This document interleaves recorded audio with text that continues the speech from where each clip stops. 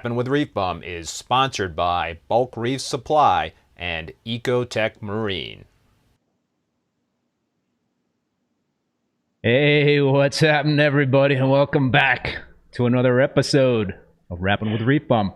I'm your host, Keith Berkelhamer. So, on today's live stream, I welcome back Chris Meckley from ACI Aquaculture. What's up, Chris? What's happening, buddy? What's going on, Keith? How you doing, man? And thanks everybody for joining.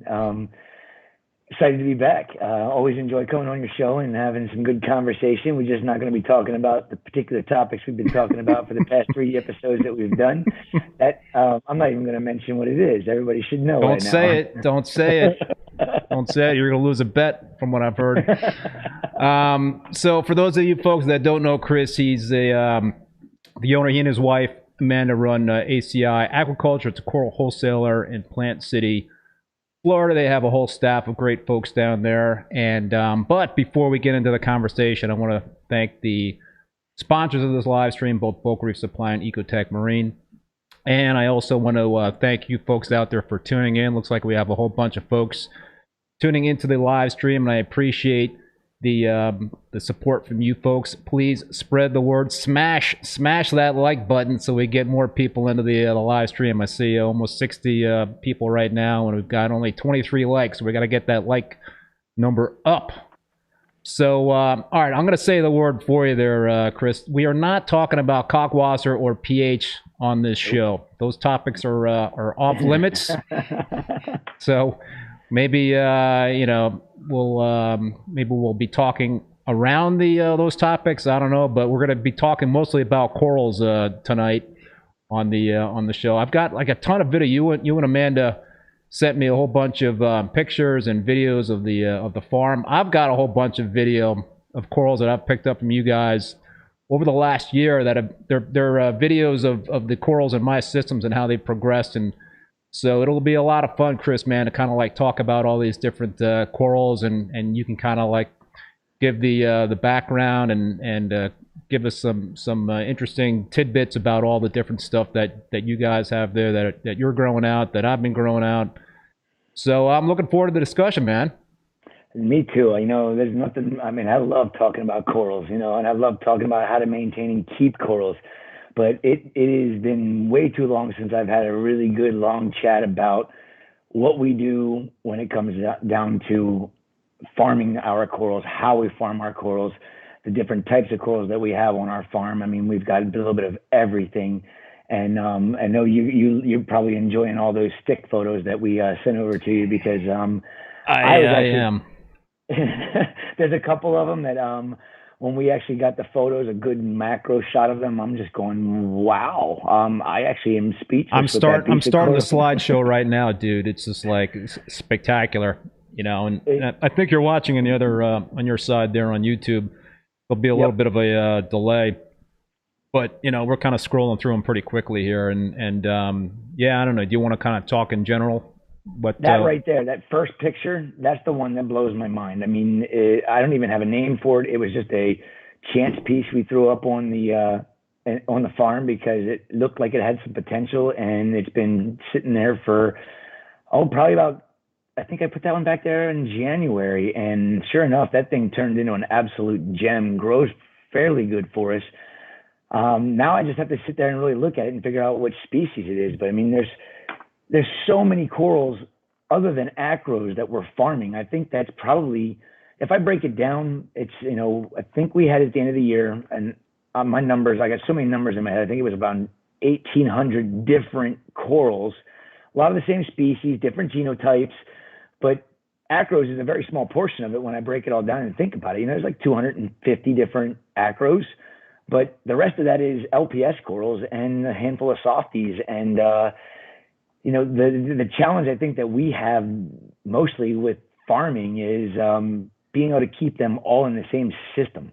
And it's been fun figuring that out. And the method that we're doing, it works extremely well. It's just a matter of figuring out the best place, the sweet spots for the corals. And, we found the spots for the acros, as you can see with those photos there. That's in the new farm system. And we're going to be putting an entire 1,000-gallon tank in. Well, it's already in. It's just I haven't had the time to actually put the array together and put all the amazing corals in there to continue their journey to being released on the market. I'm showing the Chris the video now. You'll see it in a few seconds of the kind of it's an overhead shot of the farm and the facility and all that stuff. So it's just kind of pointing out all the different systems that you guys have. Do you want to just quickly take everybody through? We were talking before the stream. Almost 20,000 gallons of water in your facility there. Yes, we have 3 main farm systems. That's 1,300 gallons. Then that is the, I gotta put my glasses on here. That's the soft coral system, was what we were showing here. And then we've got, Frags system, which is 1,600 gallons, and it's saying it on the video here. But the 2 wild coral systems, actually there's three total wild coral systems. They're all between 1,300 and the biggest one's almost 5,000 gallons. And, we've been fortunate enough to be able to keep so many of these beautiful animals in our possession, and learning how to keep them cohabitating together was a challenge in the beginning. But with what we do, we've kind of figured out, that pretty much all the corals like the same water parameters. It's just a matter of flow and light, and the balance with nutrients is also something that's very key. And we've kind of dialed that in over the years, and figured out the best way to keep all these amazing animals in one system and not have major issues.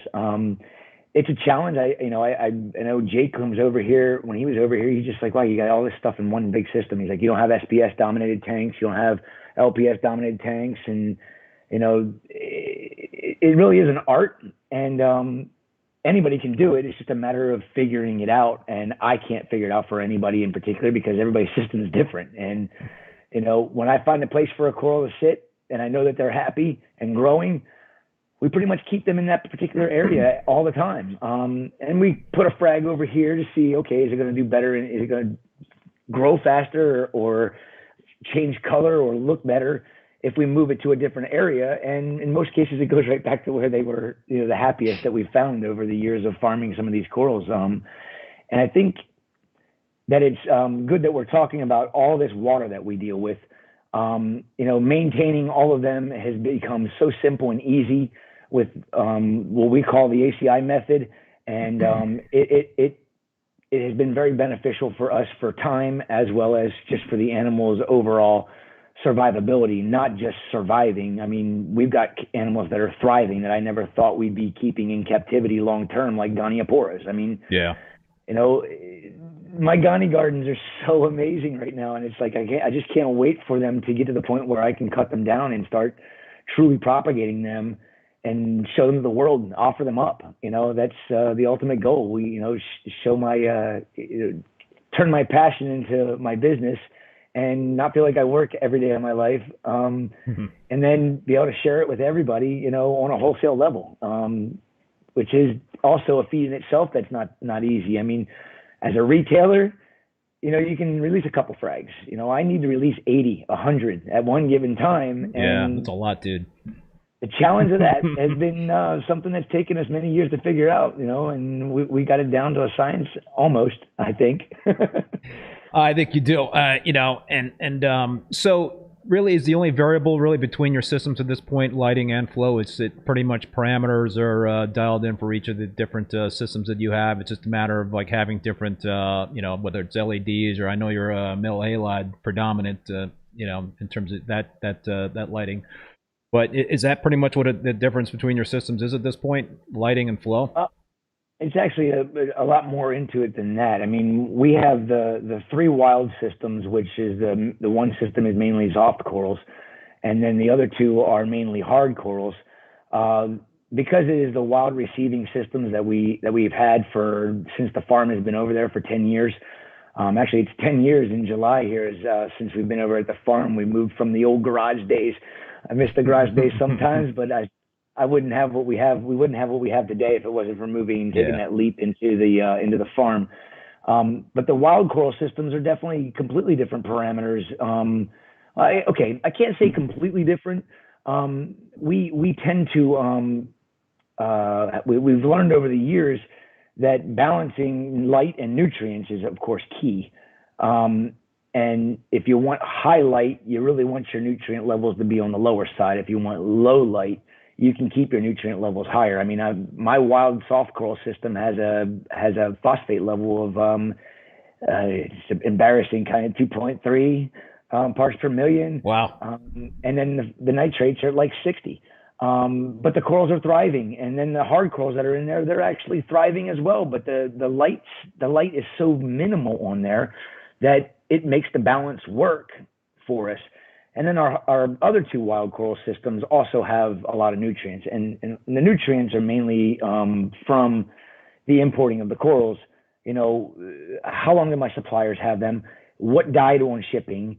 That's living in the rock base. It was sponges. Was there, you know, other microfauna living in all the little pores and crevices? Of course there is, which is part of the reason why the phosphate levels are so high in those systems. I think it's 1.7 in the acro system, I call it, because it's where we keep all of our acros, and they look spectacular.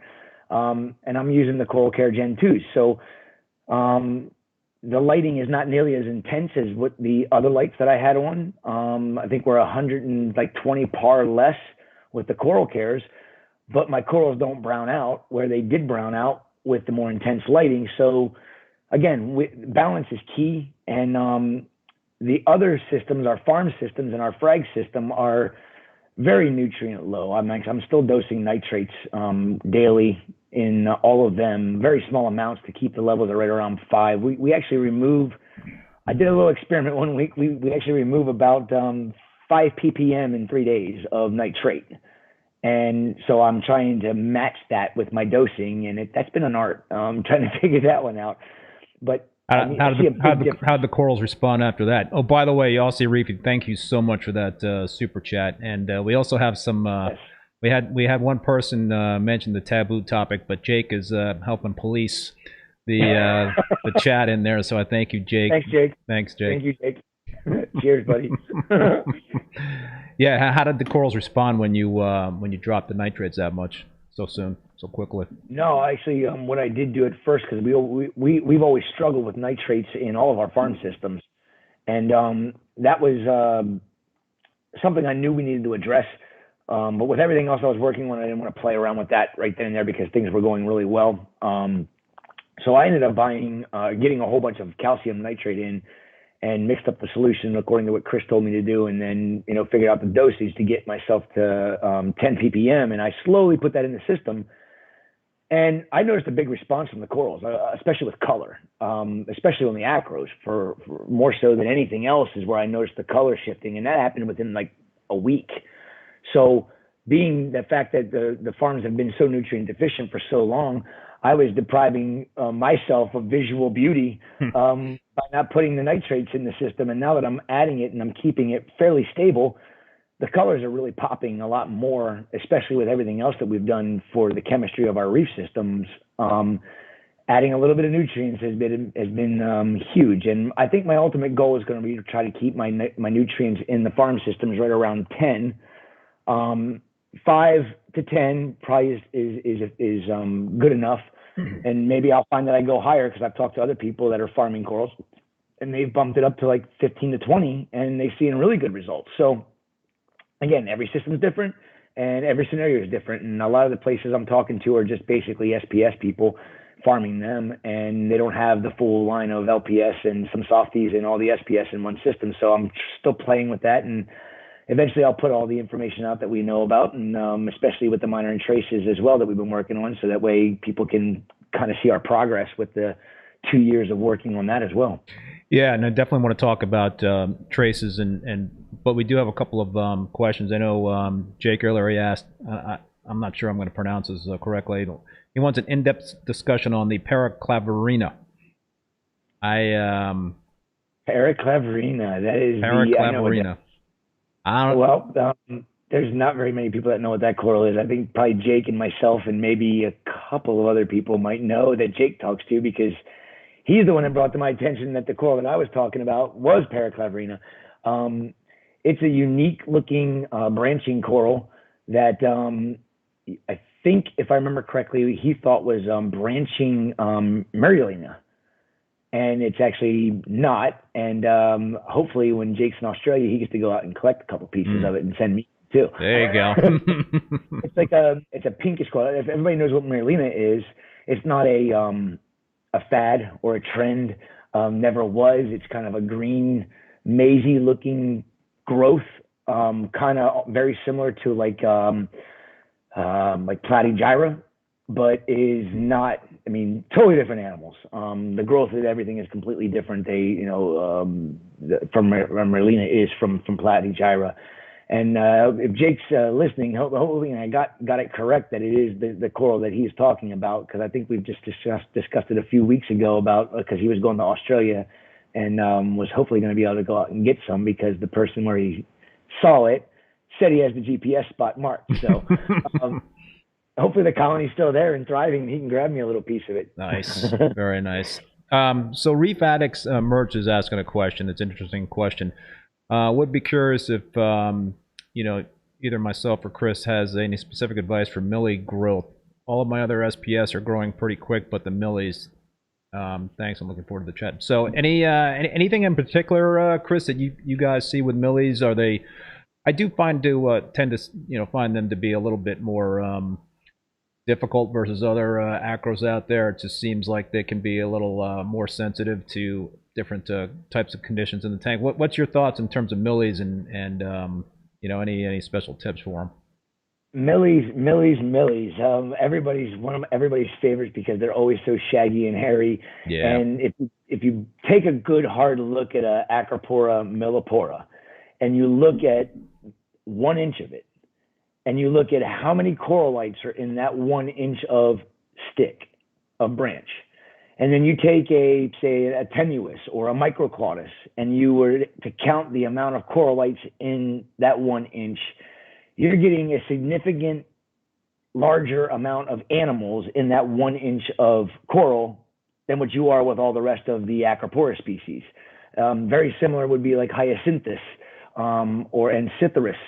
Very, very tight corallite growth, which means there's a lot more animals in a colony that would be the same size as something, similar in size. There's going to be sometimes up to double the amount of polyps, which is, again, if people don't know this, every single polyp is an individual animal. That's why it's called a coral colony, because those animals just clone themselves and grow out. And each individual animal has the same requirements as the one right next to it. So I think the biggest problem with people in millies has a lot to do with flow, and has a lot to do with the fact that most Acropora milliporas aren't collected out on the beautiful, pristine, clear, clean reefs of the Swains Reef of the Australian Great Barrier Reef. They're growing in the inshore reefs that are what everybody calls dirty, which is just basically inshore silt from all of the currents and stuff that, we got rivers running in, we got all kinds of different scenarios that aren't the same as what you get on a reef out on the outskirts of that are out in the pristine waters. So milliporas need to be fed. My experience with millies, they don't have to be fed, but if you don't feed them, they will definitely grow slower. Because I think it was Vincent Chalet sent me a video one time about the growth of Acropora millipora, Acropora hyacinthus, and it was another one. And it was talking about how the growth of the skeleton is as the colony grows out. It's designed to funnel all the flow around it down into the center of the colony. And if anybody ever notices this when you receive, say, a wild Acropora millipora, the interior polyps are always open right away. The polyps on the outer edges are usually not on a wild colony. Interior is where the food gets funneled towards. And that feeds, and that actually does feed the entire colony when you break it all down. So feeding your Acropora milliporas is definitely going to be a big bonus for you. And they don't have to be blasted with light, but they do love a lot of flow. And it's because of all of those little animals in that small space. If the flow is not enough, and one of those little animals isn't getting the flow that it needs, or one of those little polyps isn't getting the flow that it needs, and it gets unhappy and starts and dies all of a sudden. It's going to bum out its neighbors, huh? that can be the chain reaction with the corals. So back to the question: to get them to grow, feed them. We use Invigorate Reef, Invigorate SPS. Captivate Aquaculture. Yep. I always get all the names of the foods mixed up because there's like 4 or 5 of them. We feed that. We also feed them a lot of phytoplankton during the day. I think we feed in each one of the farm systems like 2.5 gallons of phytoplankton in a week. You guys grow your own phyto? No, I could, but I like to spread out, and support local aquaculture facilities. And we have a young lady, Samantha from Aquaholics, that is right here in Plant City. And I just every Tuesday she messages me, same as last week. And it's almost always yes, but sometimes I end up adding a little bit more into the concoction so that I can, do a little heavier feedings for my corals. But we target feed all of our acros. I mean, really? Every single PS coral in our yeah. I mean, I get Andreas has been so good at it. I mean, I taught him how to do it once, and now I don't have to worry about it anymore because I go back and watch him, and he's the turkey baster, pulls in the Captivate food, and he literally goes to each individual colony. And even if it's just the first frag that we put down that we're growing our colony, that's going to be grown into a colony, they all get splashed with food, with all the flow off in the system. We let them settle for about a half an hour after we feed. There's still the return pumps and everything running, so there's still water movement, but it's fairly stagnant when you break it all down compared to the way it is. You've seen how much flow I've got in my systems. It's pretty a washing machine. I was getting ready to say that exact same thing, like a washing machine. And that's honestly the only thing I can think of to help you with your millies is to feed them. Acros love light, but certain ones do love being fed. What time of the day do you feed? We usually feed towards the end of the day. We don't feed it in the morning. We used to do that, and it just ended up throwing things out of whack with their normal morning chores, throwing the feedings in. So we do it at the end of the day, usually around 4 o'clock. The lights go out at 5. Actually, in the farm systems, they go out at 7:30. So, we nighttime, they're close to nighttime, but we can't. I'm not going to make my guys stay until 6:30 to feed the corals. So, we do it right before we leave. And but I don't think it really matters. I mean, the phytoplankton we feed during the day because that's when phytoplankton is going to be most prevalent in the water column in the wild, because of they're rising to the surface to create photosynthesis so they can continue to multiply. So the corals are feeding on them then. And then ideally, if we could do it, nighttime feeding would be the best for the planktivorous type foods. Because everybody knows that nighttime when you get your flashlight out and you're geeking out on your corals that polyps are out. Yeah, it's a polyp parade. So somebody, Ghouls was asking, is there much difference between live and dead phyto? Honestly, I don't have an answer for you. I'm sure there has to be more benefits to anything that's living, because live phytoplankton is not going to there's not going to be a chance for any of the nutrients in it to remove, or depending on how the phytoplankton was preserved is going to be a key thing too. I mean, as soon as the phytoplankton perishes because it's dehydrated or whatnot, it does devalue the actual nutrient contents that the corals are going to be able to get out of it. But it's still better than not feeding anything. I used to use Reef Nutrition's Phyto Feast, and I see Reefer Girl Cindy is saying I've started feeding Phyto in careful amounts and definitely seeing more polyp extension in everything. So I used to feed Phyto Feast and Oyster Feast, but I haven't been doing that lately. Oyster Feast can be quite expensive for me to be using. Yeah, I would think so, dude. That's a lot. That'd be quite the monthly bill, I would imagine, for you. So, I definitely want to dig deeper, Chris, into the discussion about corals. But let's talk a little bit more, just kind of in general stuff. So I've got some video of the LPS, the Acropora system that you were talking about. I'm going to start to play that. So we'll kind of get into that discussion, but talk about you mentioned a couple of times, I believe, that you're getting close to doing no water changes. What's that all about, dude? Oh my gosh. I mean, you know, I don't care what anybody says. Reefing is a money pit. And I've always been the, you know, from my background, from where I grew up, you know, I never really had a whole lot as a kid. And, you know, I'm very fortunate that the ACI has been good to me. But I still have the mentality of you got to be able to save money where you can save money. And, you know, figuring out how to save money when you perfected things in the, you know, that are working, and changing those things is very difficult. So with everything we've been doing over the last 2 years has all been to the ultimate goal of never doing another water change on my system, because we're going to hopefully achieve balance from that word, 2-letter word, and all the way to alkalinity, calcium, and magnesium, and all the way down into your minor and trace elements, as well as nutrient balance. And after playing around with the things we've done in the, you know, that we've been doing for 2 years, that we've been talking about forever, I really started really digging into the minor and trace elements. And I'm not even close to being where I need to be. I mean, we got close a handful of times, but it seems like every time we get close with balance, something, because of the balance taking place, something else becomes deficient that wasn't deficient before. And we're attributing it to, this is all theory, but we're putting it in practice. So we're pretty much coming up with real results, but it's taking us a lot of time. And it's, you know, again, I'm fortunate to have ICP test on a weekly basis. Gene's been right there with me. He's like, you got to get this happen. You got to get the balance done. He's like, you're getting so close. He's like, you got 2 alerts this week. It's cobalt and silicone.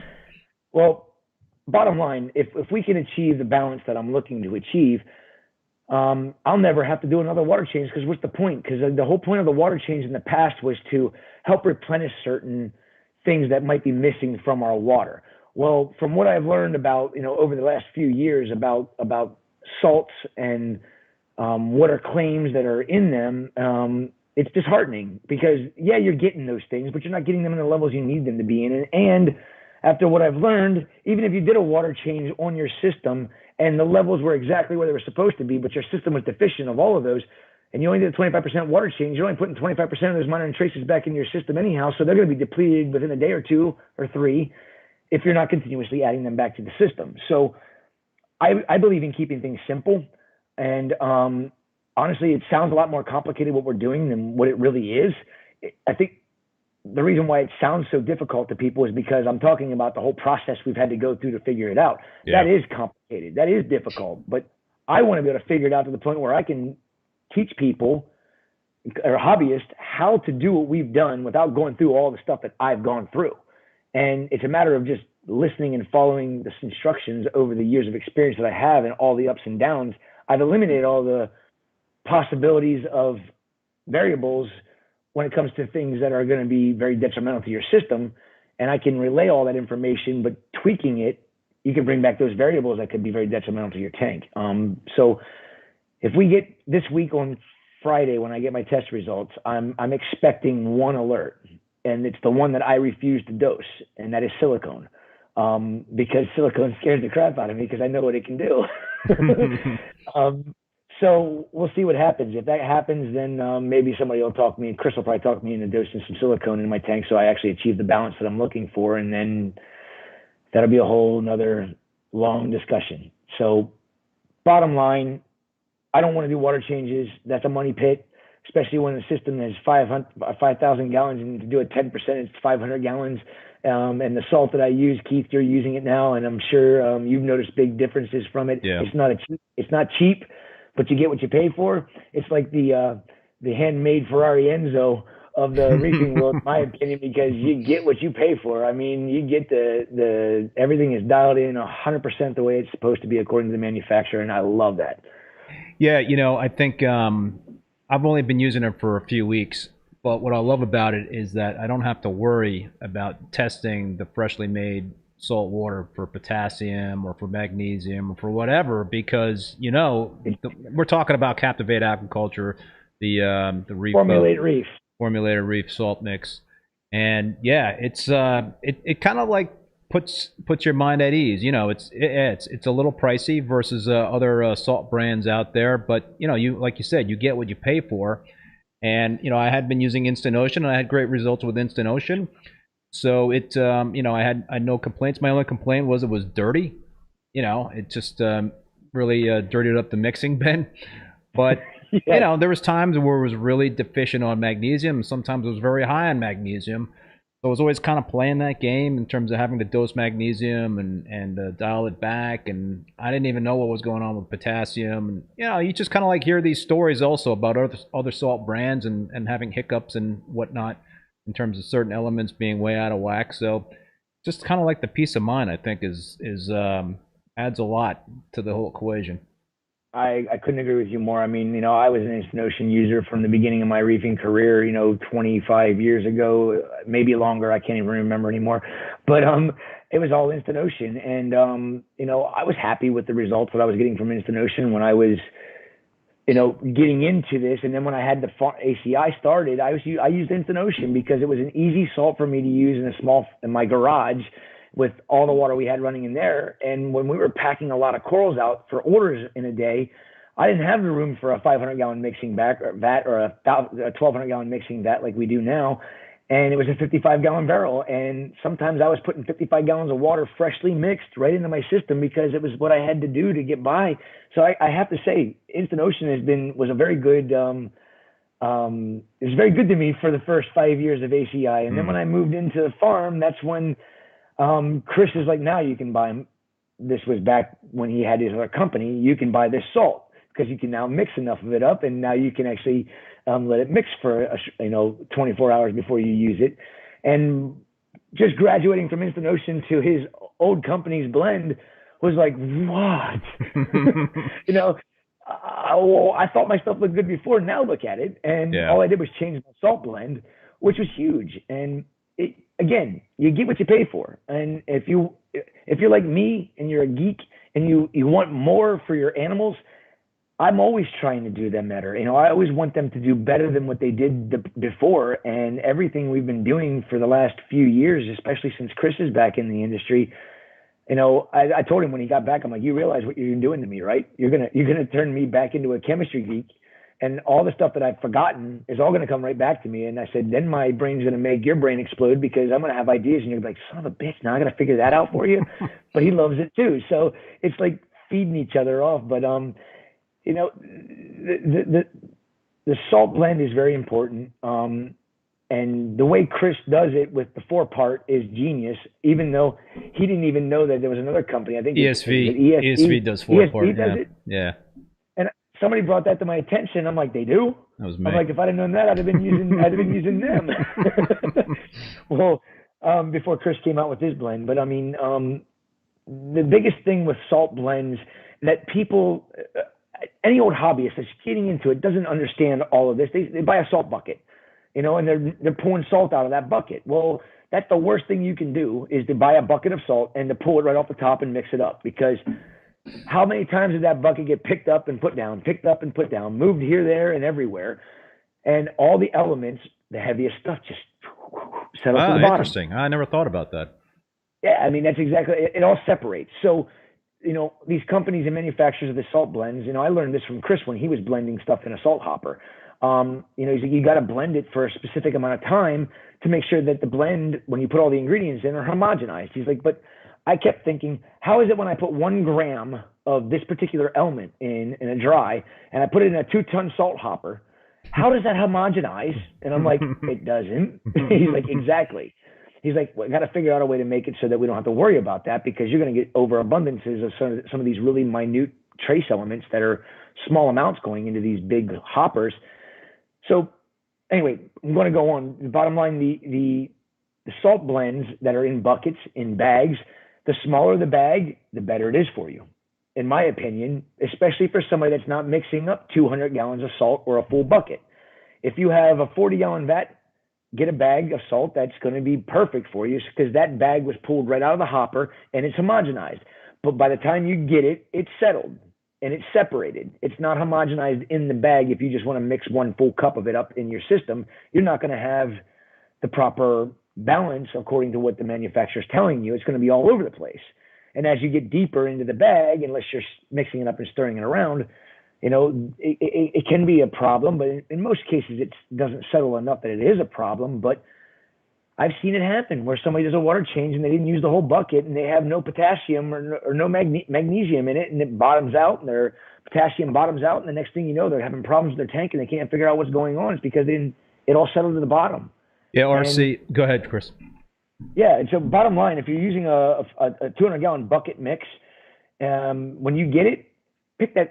Some people can, some people can't, but pick it up and shake that thing all around. You know, don't ever just pick it up and move it around. Always turn it over and over and over and try to blend that stuff at the bottom back in with the stuff at the top, so you get somewhat of a homogenization happening again, so that you're not going to be possibly doing a water change with salt that's very deficient in the heavier elements that could be detrimental. I mean, I hear about it very rarely, but yes, it's something that can happen. And when it happens to you, you're not going to know what the heck was going on, and you can't point fingers here and there because it was something you do all the time. It's user error. Yeah, exactly. RC Reefer is saying Aquaforest even says on the bag to shake the bag after shipping before use. That's interesting. Perfect. That's great. Jake is saying that he started using Julian's salt again, and man, it feels so great to have.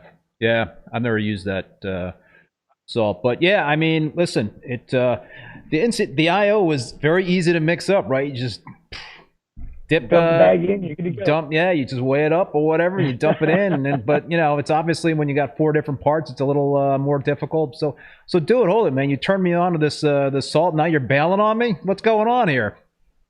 Who, me? No more water. No more water changes. What's going on? No, I got you. Yeah, I mean, I still do water changes, but I mean, I say no more water changes, but I don't think I'll ever get away from doing at least a handful of them every year. You know, I haven't decided if, you know, this does happen and we do achieve what the ultimate goal is.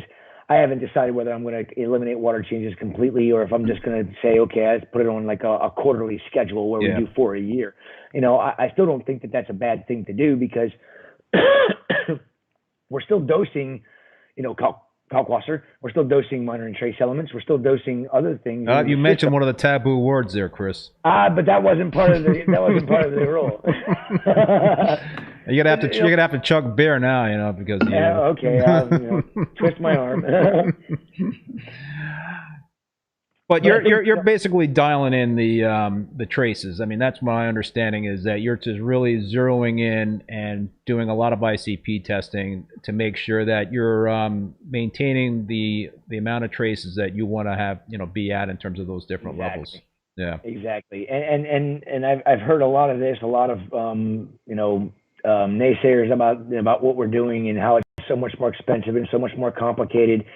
And in reality, when I break it down, the amount of time I spend on my coral systems on a daily basis is probably not even a tenth of what it used to be when I was doing all the other things I was doing, like your 3-part dosing, you know, making sure everything was dialed in, testing my water with, you know, titration kits.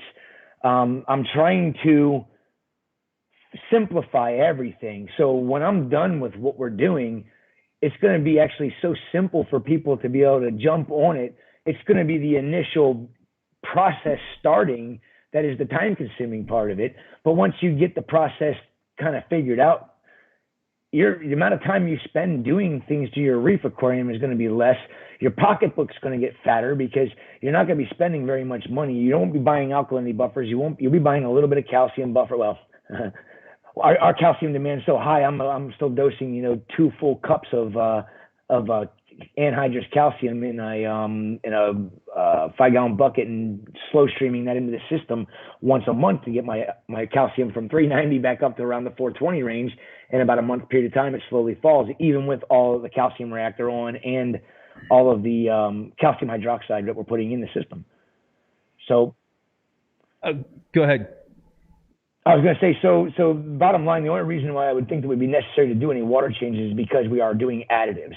And unless I'm buying the most pure additive that's been refined over and over again to have no contaminants, nothing in it whatsoever other than the raw material you're looking for, which the cost would be through the roof, and then all my savings would go out the window anyhow. So I think doing a water change, every once in a while, because we are going to be adding in, anhydrous materials for magnesium and calcium on occasions, that, is there stuff going to be in there? Minute, but doing a water change once in a while to help to dilute that is not a bad idea. So I think that water changes won't be eliminated completely. So I'm still there with you, man. I'm still using the Formulate. Actually, I'm using Formulate X. It's Formulate X. Ooh, a special ACI. blend there? Is that the special saw blend? It is a special. It's pretty cool. So somebody had asked this question actually before the live stream had started, and I thought I'd bring it up because we're talking about traces right now. And the question is, do you play around with traces at all to try to dial in certain colors, or are you just essentially using traces to get to where you want to be in terms of the ICP test, those particular levels, or do you kind of take it a step further and try to tweak some of the trace element dosing to get certain colors to come out in, let's say, acros? I have never really thought about all of the colors that are going to be coming out because this element does that. This element's supposed to bring out this. This element's supposed to bring out that. I would say, when I really, really started getting into farming corals over the last, we've been farming corals for 15 years, but I'm really getting into it now to the point of, what are my corals missing that the ocean would be giving them that I am not providing for them in my system? And honestly, all I can think of is the minor and trace elements, because nobody talks about them because everybody says that they're not important. Well, I don't like that answer. That's not good enough for me, because the ocean has it and we aren't using it. We aren't utilizing it. So what is our system lacking because those minor and trace elements aren't there? I don't know 100%, but I do know that what I found out just by putting the isolate MT in for over a year before I started figuring out other elements that were deficient, even with dosing the MT that had those elements in, I noticed such a big difference in everything in the system. Colors were one of them, but two, the overall health of the animals, the polyp extension of the animals was tremendously different than what it was before I was using anything or even worried about the minor and trace elements. And all I was worried about was the major three. The major three are, in my opinion, important. Don't get me wrong, but I don't think that alkalinity is as important as everybody thinks it is. I don't think it is at all, because alkalinity in the natural seawater is, in a lot of areas, like 5.7 to 6.7. So why are we keeping our tanks at 8.3? Why are we keeping them at 8.5? Why are we keeping them at 9, 10? Why? Because there's deficiencies in other parts. Is that reason? I don't know. Is it what the status quo was because that's what other reefers had found to work out really well? I'm pretty sure that's what it is. But why can't we keep our tanks at 6.7, 5.7 DKH? Because the corals are living in the ocean in that alkalinity, but we can't do it in our aquarium, because I know what happens if I get my, and I don't know now, because I still have not had say kahunas to let my salinity or my alkalinity fall below where I know I'm not going to receive or not going to get brown jelly on my euphyllias, which, again, I talked about this in my euphilia video a couple of years ago, that we haven't had brown jelly issues unless it's a brand new import coral in 7 years. Like, I can't just have a beautiful tank full of euphyllias and then just say brown jelly. It doesn't happen anymore. My alkalinity doesn't go below the 8.3, the 8.6 area that I like it to be in. But now that we've done all this other stuff that we've talked about in the past, can I let my alkalinity fall below that? Well, I can say that I did let it happen one time because a CO2 bottle ran out and I wasn't even home to go change it. And it went down to, I think, 6 or 7.5. No ill effects, tons of euphyllias in the tank. So was the thing we worked on before that we've talked about so much in the past, the reason why, because that was higher, can we run a lower alkalinity? Which means that's even more savings for anybody that's reefing, if that's the truth. Because I don't know, I don't have the kahunas to try out because I got too many beautiful animals to lose in the process of trying it out. To start up another system there, Chris, a little experimentation, right? You got the room. I don't have any room. No, I don't. I was sitting there. Since you were here, we put our quarantine system in the back, and that's only 400 gallons, but it literally takes up every last lick of space we have in there. And you know, walking around in the place is like, you know, if there's two people in the same area, you run into each other. You need a bigger boat. You need a bigger boat. A couple weeks ago, I had I don't know if you saw the live stream. I had Dong Zhou on, and he from Acro Garden, scientist, very interesting. Whole thing. What's that?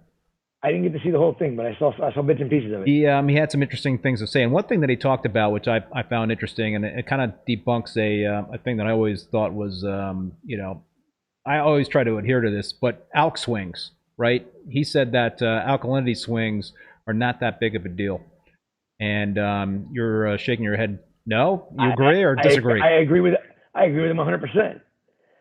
I feel that the ones that are trying to get their alkalinity not to swing more than like 0.3 or 0.5 in a day, they're doing more work than I'm doing with what I've been working on, in my opinion, because that's not an easy task to achieve.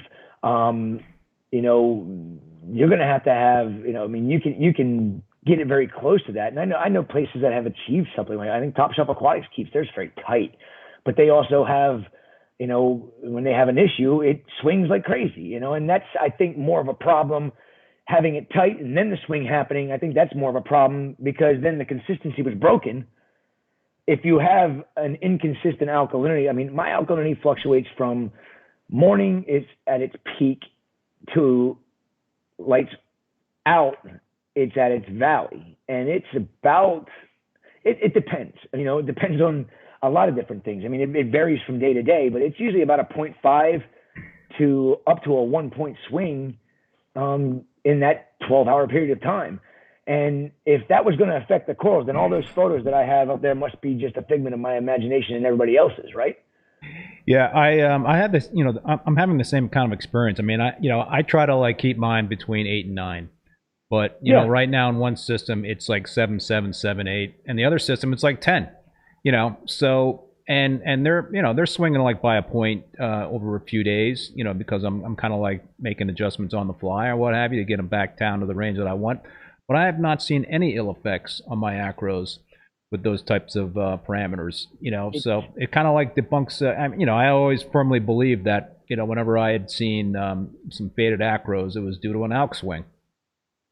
No, I mean, you know, if that was the case, then why, when I import them, are they, you know, the alkalinity in those in those tanks, you know, and that's like from natural seawater, basically. It's like, you know, not even, well, actually, it's not at natural seawater. It's like 7.5 to 7.8 when a lot of these corals come in. And then I'm going to go and put them straight into a system that, you know, my acro system where I keep all my acros that are imported.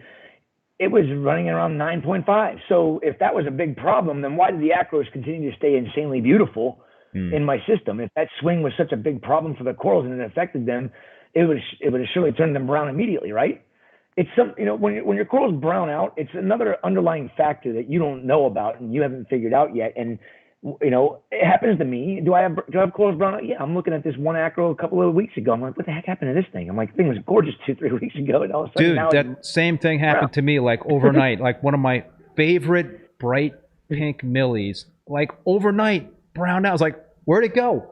Where did it go? I was like, holy crap, man! That thing like was super bright pink, and it turned brown, and it was almost like overnight, you know. And so this actually happened right before I started using the Captivate Aquaculture salt and traces, you know, and I did some ICP tests. I did the Reef Labs ICP tests, and you know, it came out like I had really high phosphate. So what you know, I had been using. We had talked about this, you and I think, about Milwaukee test kits, and I'd been like doing Milwaukee test kits, and I've been testing at 0 and 0 and 0. I was like, crap, man, I got no phosphates. I got to start dosing a whole boatload of phosphates. So I went from like dosing 4 mLs a day in the system to like 20, you know, plus mLs of phosphate a day because I thought I had no phosphates. Oh no! And so I think that's what caused that. Well, it was that coral and the and a Palmer's, not a Palmer's, the Paletta pink tip, to like brown out like overnight. The only 2 corals, you know, that it happened to, and so That's interesting. Then I started to use Chris's salt and his traces. And man, and the orange cap too, like baited big time due to that event.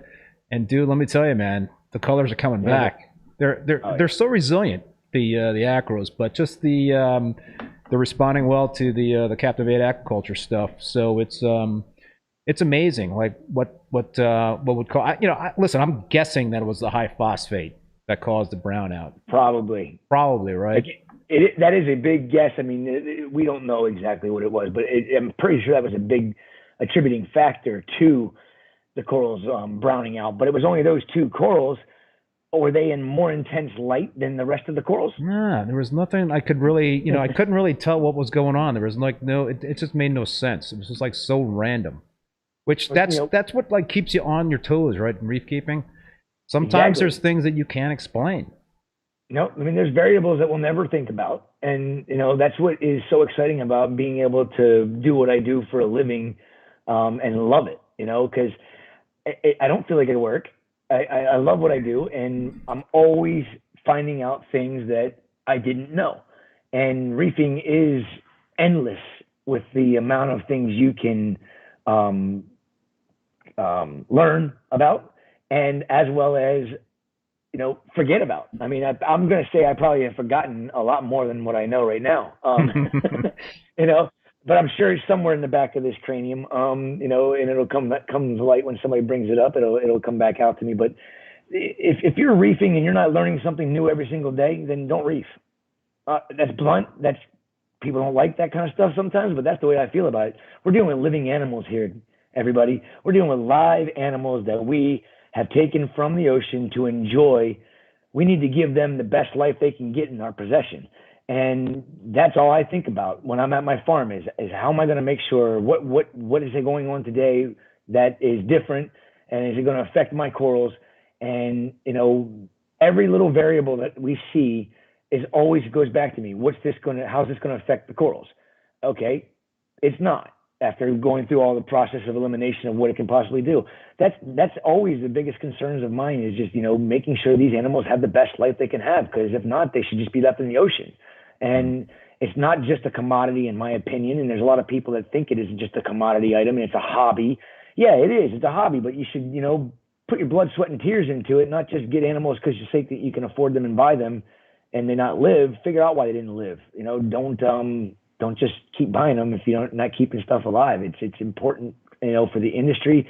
And as aquaculture is coming more and more available, the corals are going to be harder and harder and harder because they're never going to see the ocean. They're going to be all growing in somebody's systems. And again, goes back to our ultimate goal is to replicate the ocean as the best we possibly can. Mm-hmm. And it's never going to happen, but I'm going to damn sure try. Yeah, you do your best, right? Greg Carroll, what's up, man? What's up, Greg? Reef Addicts merch.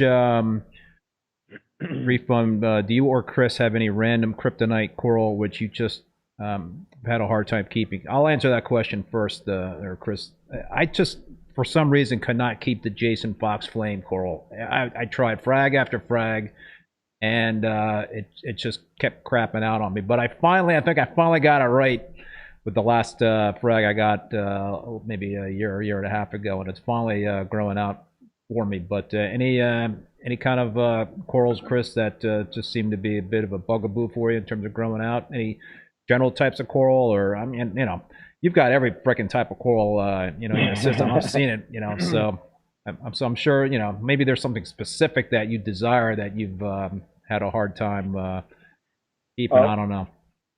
I think my ultimate kryptonite has to be Acropora suhirsonoi. It is only known to be found in Bali, and I think it's been found in Lombok, which is just across the Lombok Strait from Bali. That has been my kryptonite. I'm still devastated about this piece of coral right now because I thought we had it figured out. And I've been battling the same piece of Acropora suhirsonoi for probably 7 or 8 years. When I got it from Vincent, I said, I need some toxic green.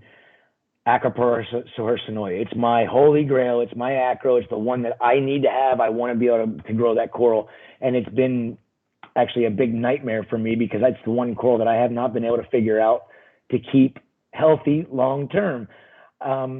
I think I have a bunch of videos of the piece that I got from Vincent that I ended up saving before I lost it all. There was only a fragment this big, and that was, I bet you, that was 4 years ago.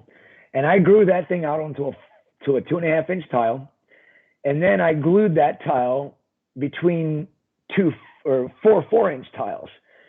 And I said, we're going to see what happens. And I left it in the same area, kind of lower light, great water flow, and it completely encrusted over those 4 inch tiles. So it was a big colony, but it never shot a single freaking branch up. So it was just puddling. Tell people what you tell me to do when I've got an encrusting coral that doesn't want to shoot branches up. What do you recommend doing? Stab it. I haven't tried that yet, but I'm about to do it for a couple of I got this sunset millie that just doesn't want to branch out at all. Well, here's what you have to take into consideration with the reasons why a coral naturally wants to puddle and not send out any branches. A lot of the corals that do just straight up puddle they come from high flow areas, and naturally they want to build as big of a base attachment to that rock as they possibly can, so that way when the heavy currents are coming through, depending on the time of the year, that they have a foothold and they're not going to be broken off of that reef and just tumble to the bottom.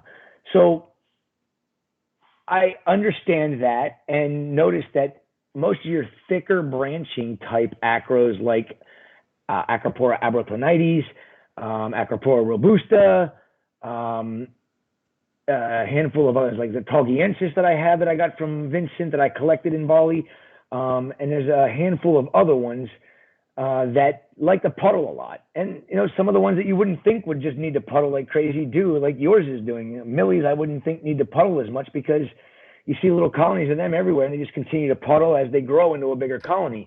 But if you have that problem where they're puddling and not branching, I came up with this idea because I was actually really mad at this coral because it was absolutely stunning. I kept seeing the beauty of this amazing red and purple and green and yellow acro. It was, what is it called? The Acropora cherry blossom. I got it from Nick over at Ultra Corals, and he put the name on it, so I kept the name on it. And it literally puddled for 2 years and didn't do anything else. And I got mad one day, and I'm like, oh, stabbed it with my screwdriver. Because I'm like, you're not going to ever go into a colony for me. I'm never going to be able to put you on the market. You're absolutely stunning. So now I'm going to just stab you a little bit.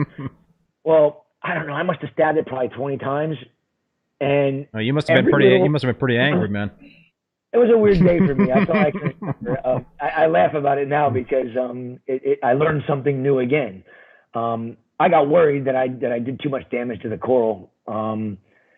And sure enough, within like a week's time, it put the coral into a complete healing process. And the fact that every single area that I poked with the screwdriver had to heal, it started just throwing branches left and right. And they were growing fast because we had already started the process of the previous discussion. And it just made it go nuts. And I actually... Honestly, I'm not even sure which one it is back there because I've got a couple of colonies of it. That's the only one that puddled like that and never grew out, but they all look very similar now because they've all grown into nice colonies. And I don't know which one it is, and I'm kind of mad at myself. I should have marked the bottom of the tile or something saying this is stabbed coral. So hold on, have you tried stabbing any other corals? Yeah, I've done a couple of them. I had one that would mound. It would, the frag was on the tile, and it puddled. And then it kind of just started growing up in a mound. It would not branch, and eventually I got to the point where the tile. No, I'm not ready yet. The tile, the original frag, was only sticking out about a half an inch, where it was probably about 1.5 inch frag. And I'm like, you're going to be a pain in my butt too, aren't you? And so I just stabbed it 4 or 5 times with the screwdriver to see what happened, and sure enough, it started shooting branches. So I stabbed it some more. And that's actually one that we're probably going to release in the next 2 or 3 months. And it was a long time coming. It's 2 years. Usually it takes about 1.5 to 2 years for me to grow from a single frag to a colony where I'm comfortable with being able to make it or butcher the colony to the point of being just a nub left, and it's healthy enough to regrow and be able to launch, 50 to 100 fragments or 60 to 100 fragments of that acro as the first time release. So we got to figure out ways to make them grow faster. We figured that out. Now we just got to figure out a way to keep them from just puddling only, and we kind of figured that out too. Stab it. Yeah, I wonder if you stab like some crusting Montes, whether they'll start throwing some branches. I tried it. You did? It doesn't do anything. Now, on like a cap, if the cap is growing correctly, and if it say you have it kind of like I keep most of my some of my Montes on a kind of a vertical starboard. Yeah. Because I don't have enough space and my addiction, I just grow shit on my walls. So we had these Monte caps that were kind of just growing downward, and I'm like, what is going on with these? Why aren't they just tabling out? They should, because of the way gravity. You'd think they'd know where they were and how to grow. Well, I ended up sticking them in a couple spots, and the next thing you know, where they were stuck, these little perfect little paddle shaped cap pieces started coming out. It was really cool. So I think that's something I only recommend anybody to do on like SPS corals. I don't think you should do it with A-cans or micros or any of the corals like that. I don't think that would be a very good idea. They'd probably end up, the polyp that you stabbed would probably. Well, I think I'm going to sharpen up the old screwdriver and try it on that Sunset Millie. I should have tried it. I had this before I rebooted my 187-gallon tank. I had this ORA Red Planet that pretty much encrusted about a foot across the rock, and was just not really shooting up any branches whatsoever. So it was definitely frustrating.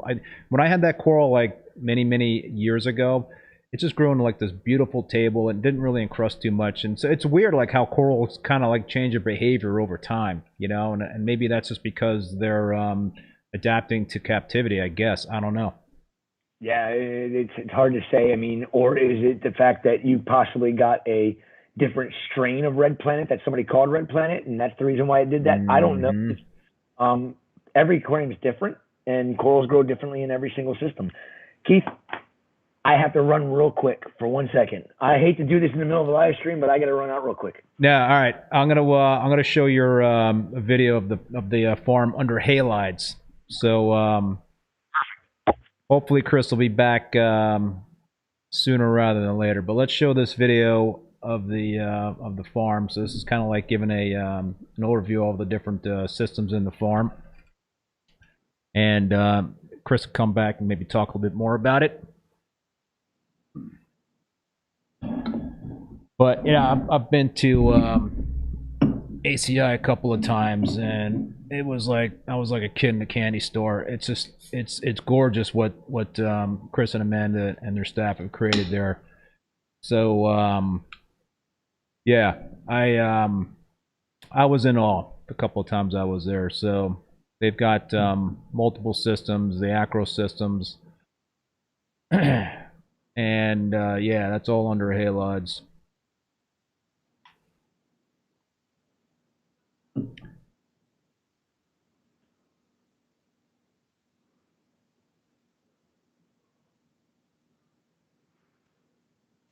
Tank number 2 under the halides.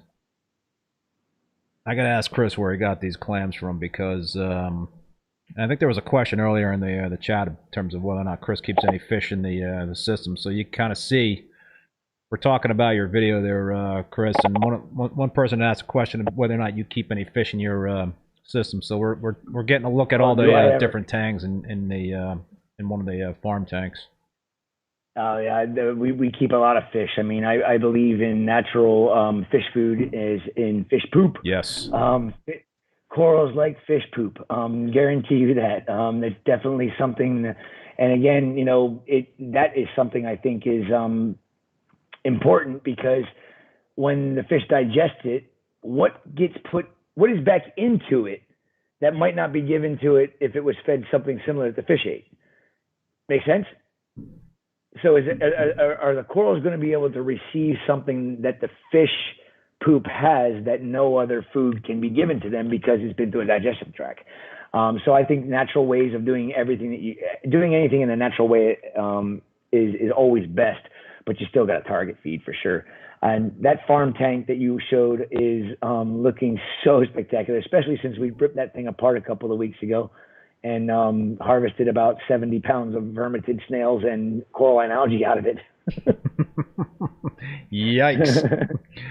Yeah, it was a lot. And my son was in there with a rubber mallet after we let it dry overnight. He's in there with a rubber mallet pounding on it, and I'm like, no, be careful.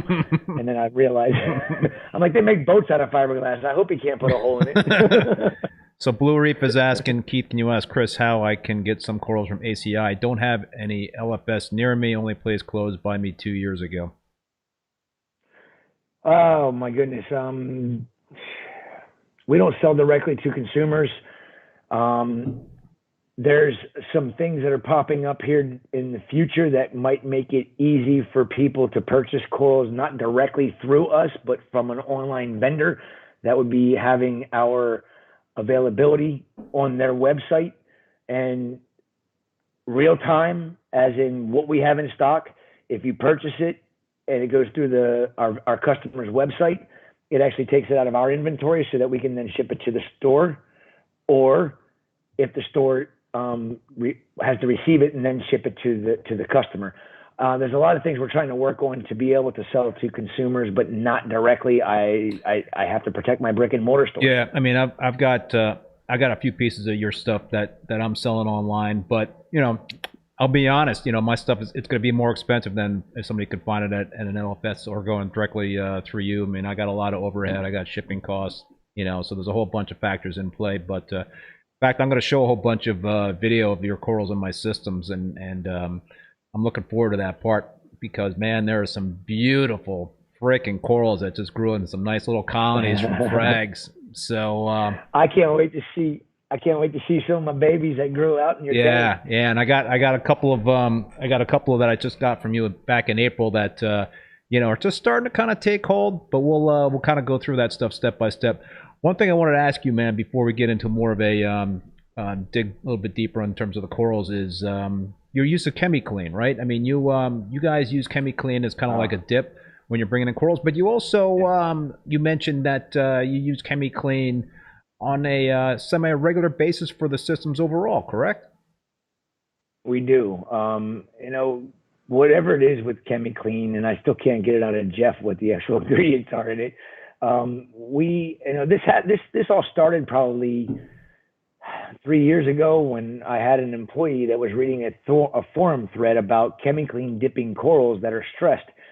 And he's like, do you mind if I give it a try on some of these corals that just came in that just look so bad? He's like, I hate to see them die. And I respected that. And I was like, hey, I need to get ChemiClean. Okay. So I ordered a bunch of ChemiClean, and we started noticing positive results from it. And, whatever is wrong with the corals when we start, using the ChemiClean on them, is it bacterial? Is it fungal? Is it viral? What is it? We don't know. Luckily, I'm going to be able to try and figure that out here with some pathology on some of these corals that we just can't get to come back, even after ChemiClean dipping them on a regular, 3 times a week for a month. They should have came back better. But the regimen is for ChemiClean for us for a dipping. It is, okay, I know it by the gram. I don't know it by the scoop anymore. I forget that because I've got all the numbers in my head and written down. In 5 gallons of water, we put 3.28 grams of ChemiClean into system water, into a separate, it's a 15-gallon tank with 5 gallons of water in it. And we put we use an air stone to agitate the, actually no, I'm sorry. We used to use an air stone, and that seemed to help because the fact that ChemiClean depletes the oxygen level in the water that it's in. It depletes it tremendously. So you got to have some water movement, agitation. So the air stone was there to agitate the water.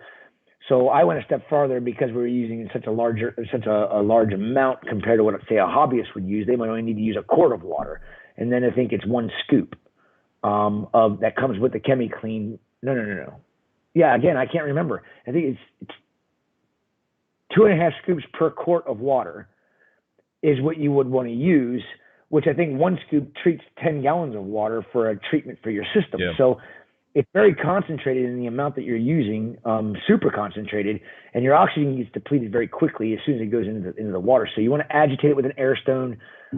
We use a Maxi Jet, an old Maxi Jet that was laying around that had the old. Gotta love the Maxi Jets, man. Oh yeah, it still worked too. I was like, I wonder if this thing still works. Plugged it in, fired right up. Put that in. That tank now, it's too strong for it, so we actually have it shooting back into a corner so that it's not just blowing the corals all around the tank, but it agitates the water.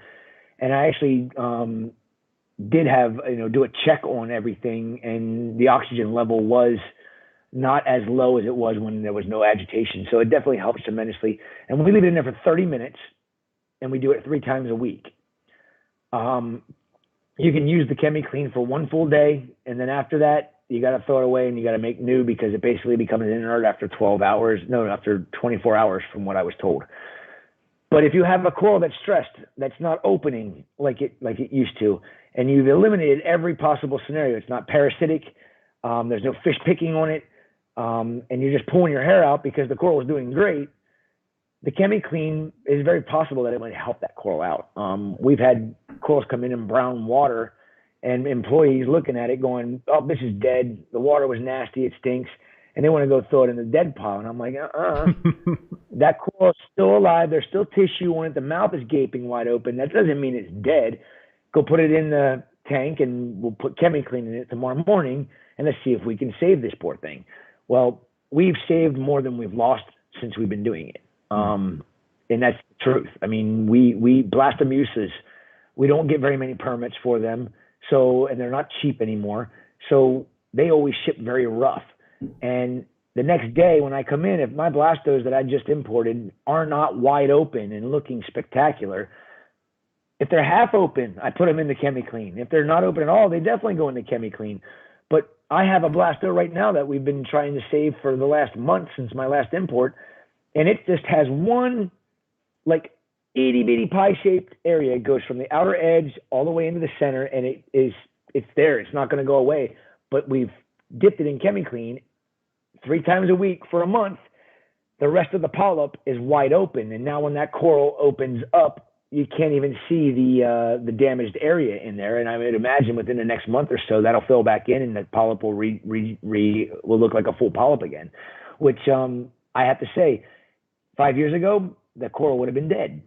And everything we're doing is trying to save the corals that are stressed, and it works extremely well. So I think anybody that has a stressed coral needs to put it in ChemiClean. I mean, you can go to an LFS and point out corals in their tanks and say, hey, how much would you sell that to me for? Because it doesn't look that good. And you take it home and start ChemiClean dipping it every day, you might get a gem. I mean, try to save corals. That's what we do. That's what we're here for. Acro bleaching out, is that salvageable? What do you mean? Like, okay, there's a difference between bleaching out and RTNing, yeah, whatever. I mean, if like you get like a acro in, and it's like a good percentage of it is RTNing, STN. I mean, I know that in the past I've been able to save a piece of it by just fragging the crap out of it, and then you pray to God that 1 out of the 10 frags survives, and sometimes it does. But have you tried that method in terms of the ChemiClean with acros? We have, and it seems to help acros as well. I don't think it helps them as much because I think when acros come in stressed out, really stressed out, like some of the LPS corals, I always say corals are forgiving, and my old saying was corals are forgiving and fish are not. Well, I'm going to kind of revise that. LPS are very forgiving, and SPS are the ones that are not always forgiving to you because, if they come in dirty water and they still have tissue and they still have that acro smell to it, and if anybody doesn't know what that acro smell is, familiarize with it because it's a beautiful smell. I think everybody that should recognize that smell from a mile away. If the coral doesn't smell like an Acropora, but it does, if you know what I mean. Like I've gotten in acros from the wild that have dirty water in the bag, and I smell it, and I still smell the acro, that sweet acro smell, but then I also smell something I don't like, and it's like death. Yeah. When I get an acro that's like that, but there's still plenty of tissue on it, and it's not completely sloughed off of it, we'll put it in ChemiClean the next day. We don't do it right away because we don't want to stress it out more because it's already been stressed to hell for 60 hours in a box. We put it in a system that's got good clean water with good parameters. And the next day is when we do the ChemiClean dip on it. And I have saved some acros fully, but they've ended up bleaching at that point then. So the difference between, say, an STN RTN event is when you see a white coral and you don't see any polyps on it that are clear, that white coral is a dead Game coral. over. If you see pretty much, a bleached out coral will still have full tissue over the entire colony and polyp extension and everything, but no zooxanthellae, which makes it white. All you see through the clear skin, and it goes right to the skeleton, and that's why it's called bleaching.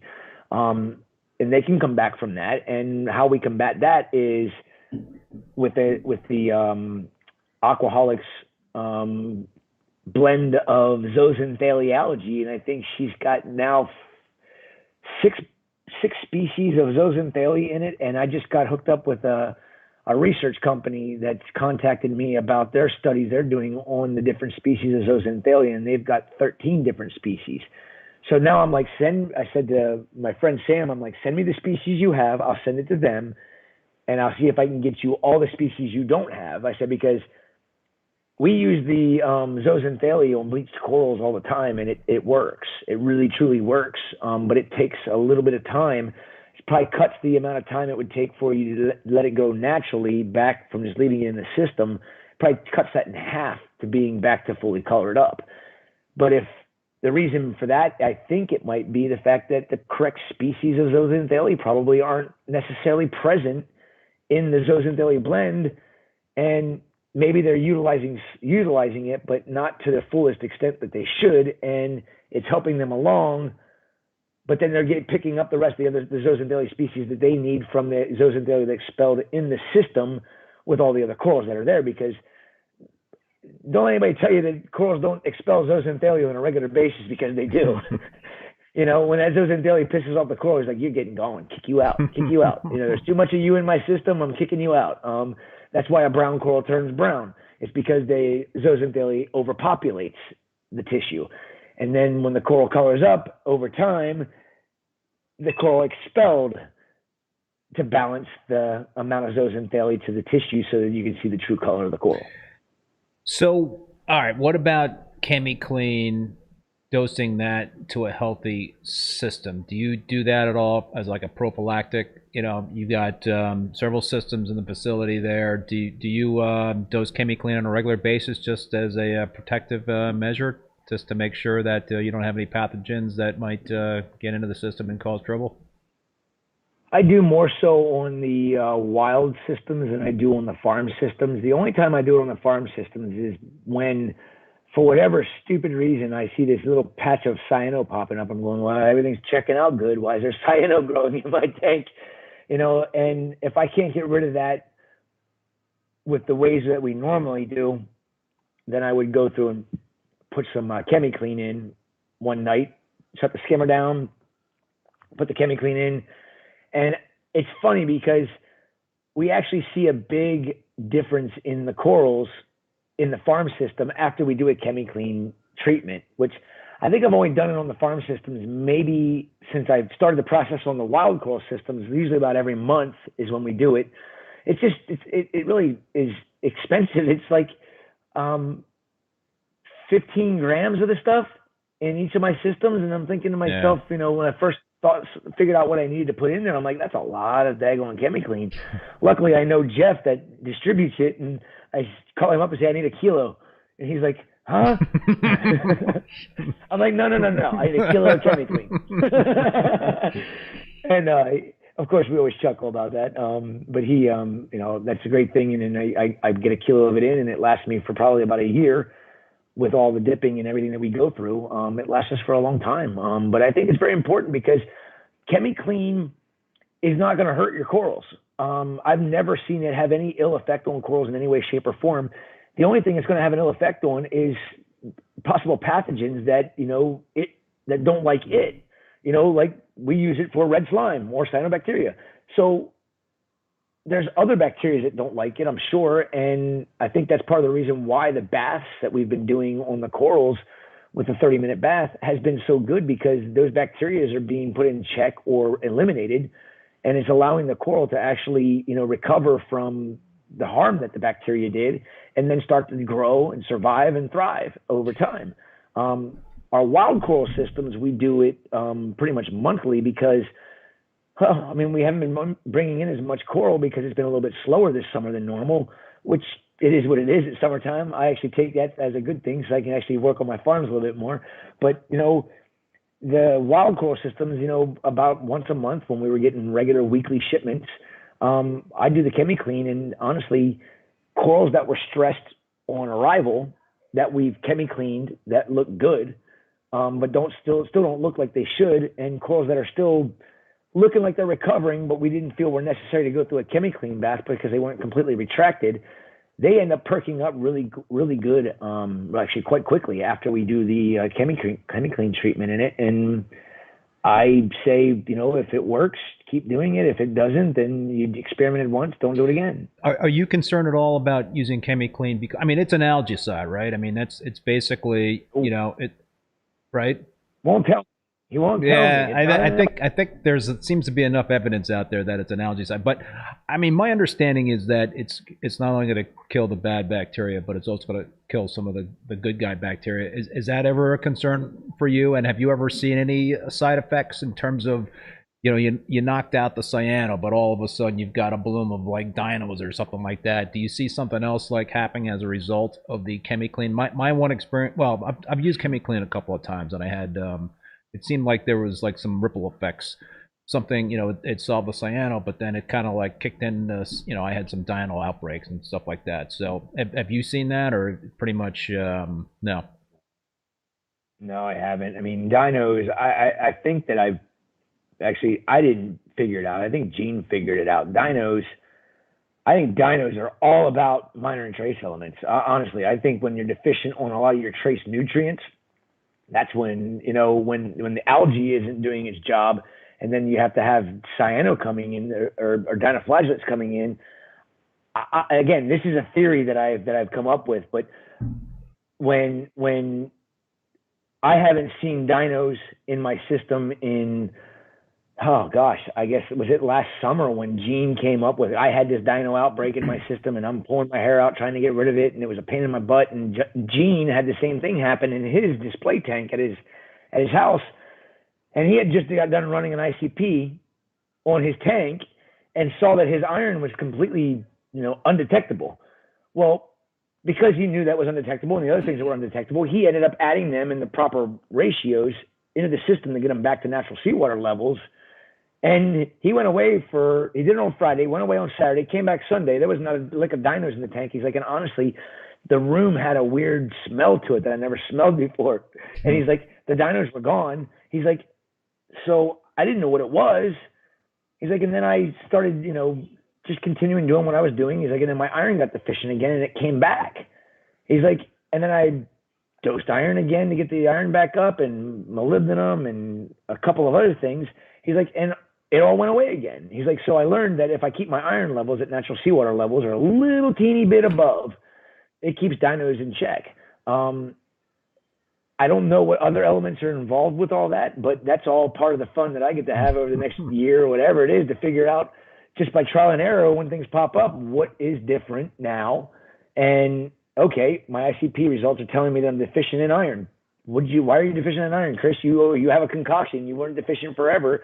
Oh, my corals are growing faster. Oh, my corals are uptaking it faster than what I'm putting it in. Okay, we got to put more into it. So that's the whole fun that I'm having with the chemistry side of it on the minor and traces, because I think a lot of our problems are all self-inflicted because we aren't educated enough on what the reasoning being why all these minor and trace elements aren't being dosed, or should be dosed. The ocean has it.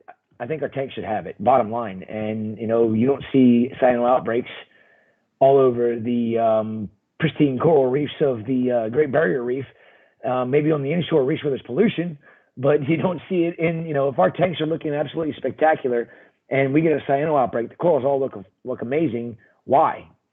Is it because of the nutrients, or is it because there's a bacteria that needs the minor traces that would normally grow that would take care of the issue before cyano had a chance to take off? Because cyano is like the last resort, or dinoflagellates is like the last resort of the system trying to correct the issue.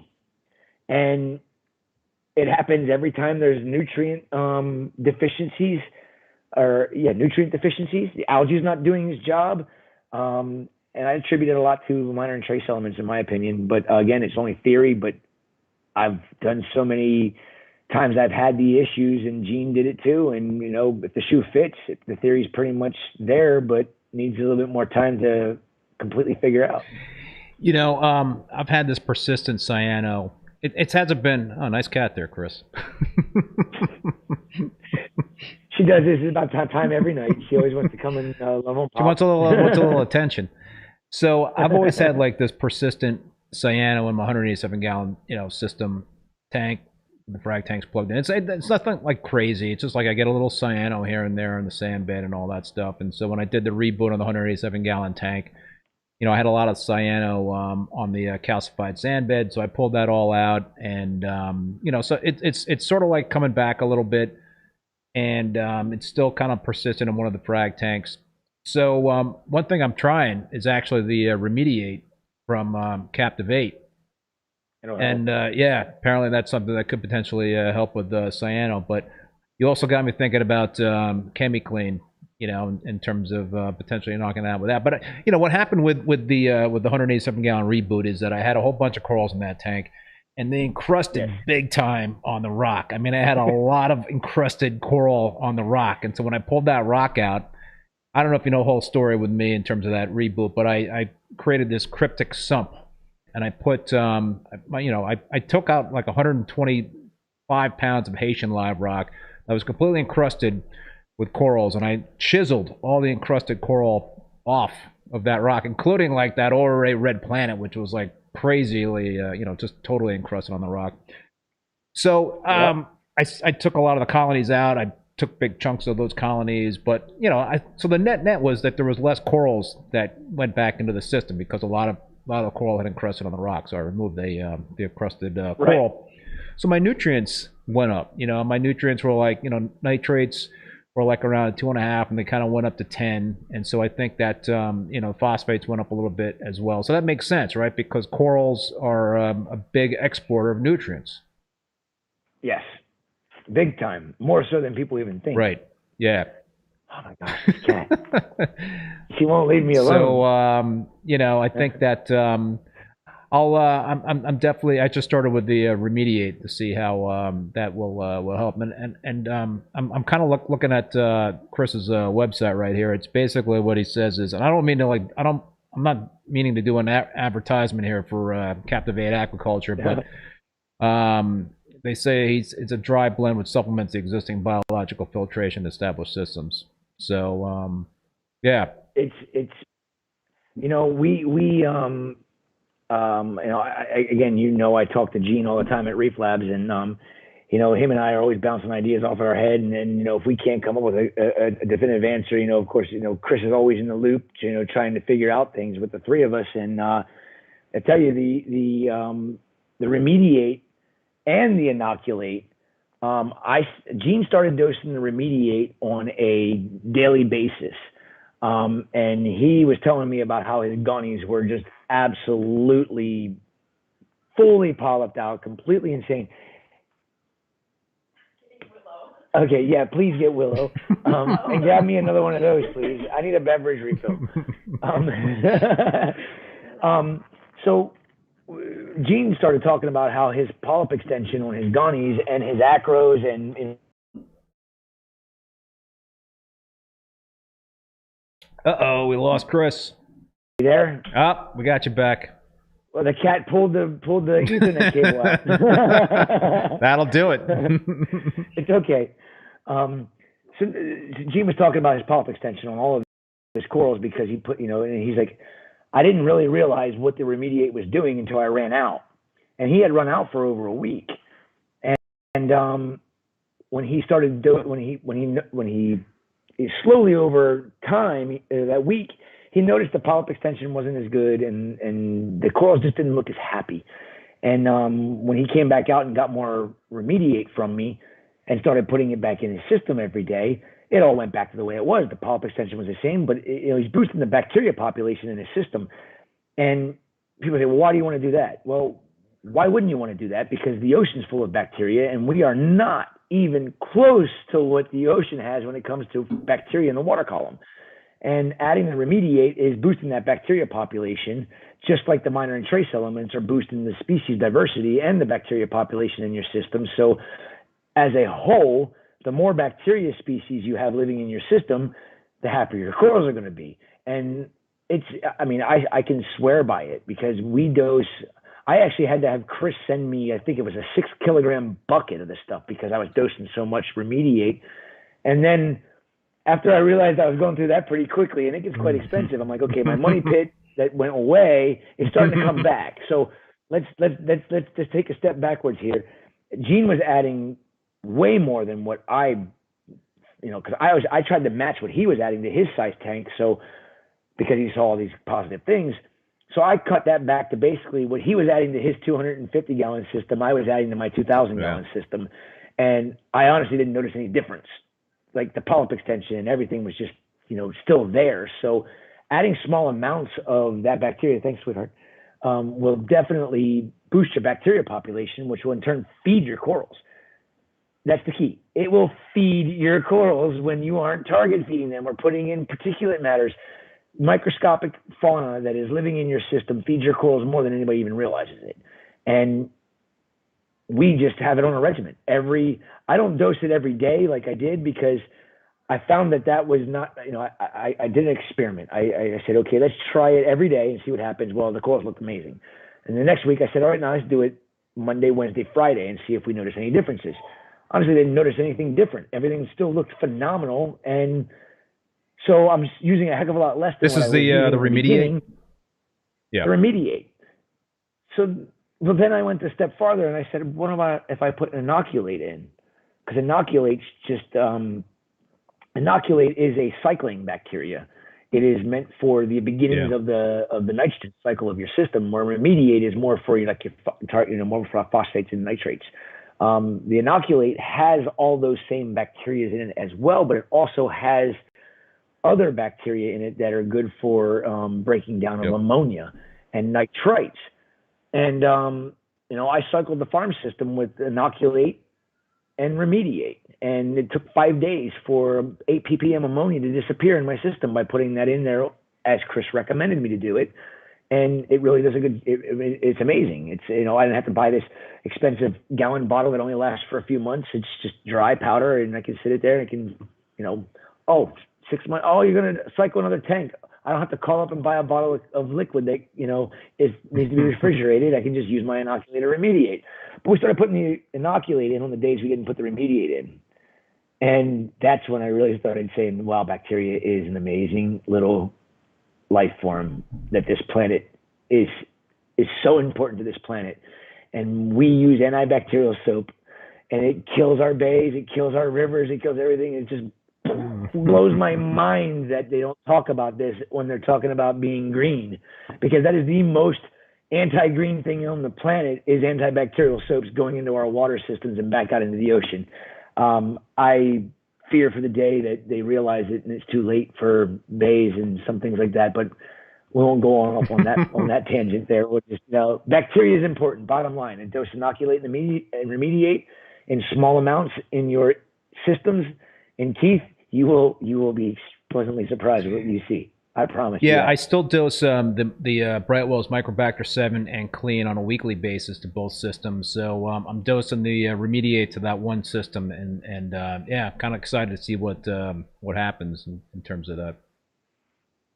I can tell you that from the original Bacter 7 that I used to use on a regular basis to the evolution that has come out to now be more advanced yet, which is remediate and inoculate. And I think that's from all the different experiences that Chris has had over the years with blending things and learning about the microfauna living in our reef systems, been figuring out ways to improve everything that he's worked on in the past to make it even better for the future.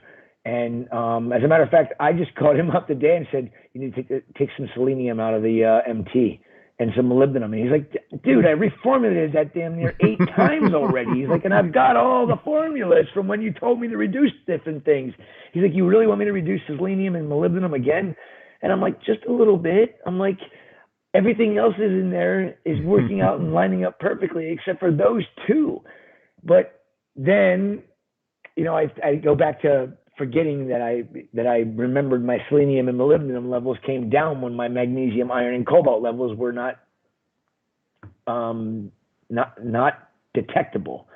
When they were not detectable was when my selenium and molybdenum were high, and I didn't change the dosage of MT, which has them in it. All I did was boost up my iron, manganese, and cobalt, and one of the tests came out where they were green and they were dead on the money. And I'm like, so I said, yeah, I think you need to reduce it for the fact that most people don't have the ability to have a weekly ICP test like I do. And I think it's probably for the better for your product line, and it's going to fine tune it a little bit more for the average hobbyist and not somebody advanced like myself. So, all right. I want to get to the videos of the corals that I have in my systems that your babies that have grown up. That's going to be a lot of fun to show. And there's a few comments in here. First of all, I want to thank Zubin. I'm not even going to attempt the last part of that name there because I'm going to completely butcher it. But many thanks. Maybe it's Z for the super chat there. Really appreciate it. And so we got Mark from Mellow's Reef in there, and he's asking. Are we talking about Kalkwasser? We are not talking about Kalkwasser, Mark. Nope. And there's another topic we're not talking about. We're not even mentioning the name of that topic. But I'm going to bet you that Jake really didn't think I could not say those 2 letters. What else your wife is asking me, do I feed any live blends? I do not. I don't have a phyto connection like you do. You know, it is fortunate that we do, but a phyto connection, you know, honestly. Should I grow my own? I mean that's a pain in the ass, isn't it? No. I think Mark does that, right? Yeah, I think Mark does. If you ordered, say, you know what? I'll tell you what. I can have Samantha bring me over her blend of phyto, which I don't remember. It's multiple. Actually, no, you won't be able to do it because you end up with one species growing in there. She has, I think, 4 separate phytosystems with 4 different species in them. And then when she puts her phyto feast together, it's all 4 of them in one bag. So you get an even mix of those 4 species of phytoplankton. And from what I remember her telling me, that if you put them all in one and try to farm them all, you end up with one because one becomes dominant and now the rest of them go away and they die off. So doing phyto in, you know, as a for you could do it, but you don't end up with one species of it, and it's actually not that hard. I mean, all you really need is air stone in the bottom of a container and something to circulate the water and light. And make sure you're adding nutrients to the system to feed it, and you should be good to go. As a matter of fact, one of the things I think Samantha started putting minor and trace elements in after I told her about all the things we learned about different types of algae and what is important for them. And she's like, maybe I should start putting that into my phyto. And she's like, makes it grow even faster. Man, we're talking a lot about Captivate Aquaculture, and folks are naturally wondering where they can get these products from, and basically they should be reaching out to ACI, right? And you guys can point them in the right direction. You sell it to you guys are wholesalers, but you sell it to certain retailers. So I think if they reach out to you guys, you can point them in the right direction, Chris. Yeah, I mean, we have there's a handful of places that sell it online. I can tell you that saltwateraquarium.com is going to have it very soon. Out in the West Coast area, I think it's Arizona, Reef H2O just they haven't gotten their order yet, but they just pulled the trigger. And Champion Lighting has it, and so does we also can get it at reefmasters.com. He sells it on his website. And then Samantha at Aquaholic Aquaculture also can get you anything that is in the Reef Blueprint line. She doesn't stock it, but she's only 5 minutes away. So if she needs to get stuff from us to ship out, she brings all of her UPS ship outs for the day to us, and we have UPS come every single day as well. So it works out really well for her to be able to, offer the products up to sell them because she uses them herself. I mean, I have no skin in the game. I mean, I don't sell the Captivate products and all that sort of thing. I'm starting to use it all, and I have to say that I'm certainly very happy with what my experiences. I need more time. I mean, I've just started. It's been only a couple of months. I've been using the caulk washer for a while, and let me tell you, dude, that caulk washer has got some very high potency, much higher potency than the other stuff I've been using. So that was just amazing. But so far so good in terms of all the Captivate stuff, the salt, the traces. I'll see what happens with the remediate. But I mean, listen, just I had Chris Wood on the live stream, and the guy knows his stuff, right? He knows his stuff. Does. And I've said this before, but just kind of seeing your systems firsthand, and the fact that you guys are using those products, I think just says a lot. And it's your livelihood, right? It's your business, so you need to essentially use products that you feel will be the best for your animals. And I think you're exactly right. I mean, my whole thing is with all of the things you hear and nobody has answers for when they have an issue in their system, I want answers because, blowing it off isn't good enough for me. I have issues on occasions that I can't figure out, but I do everything in my power to try to understand why something happened and how to correct it so it doesn't happen again. And a lot of it was raw materials being used in products I was putting in my systems. And that's the saddest thing about the whole process, because when we can no longer get corals from the wild, what we have in our systems, in all the land on this planet, from hobbyists to public aquariums to whatever, all that coral, if we can no longer collect it or we can't take it, or like some people say is going to happen, in 50 years, in 10 years, we're going to have not going to have coral reefs left. I don't necessarily believe that, but you know what I'm getting at here. If we can't get coral from the wild anymore, we need to make sure that the animals that we have in our possession that we are enjoying and keeping alive and healthy, they need to have only the best given to them, because if there's something minute in something that can build and build and build and build, and say it takes 2 years for it to build up in your system, but you've been using the same product lines, you've been using the same stuff, and it builds up in your system, and all of a sudden you start having problems, and you can't get those corals back into your life again, or back into your systems again. That's a big problem for me, because my livelihood, and I don't ever want to stop farming corals. I honestly think that I'll be farming corals the day I die. I'll be freaking cutting the frag and kill over dead, That's the way you want to go, huh? Age that happens to be. No, but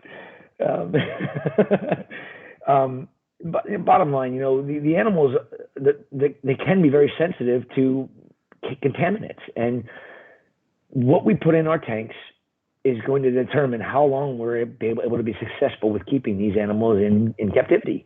It's not an orangutan.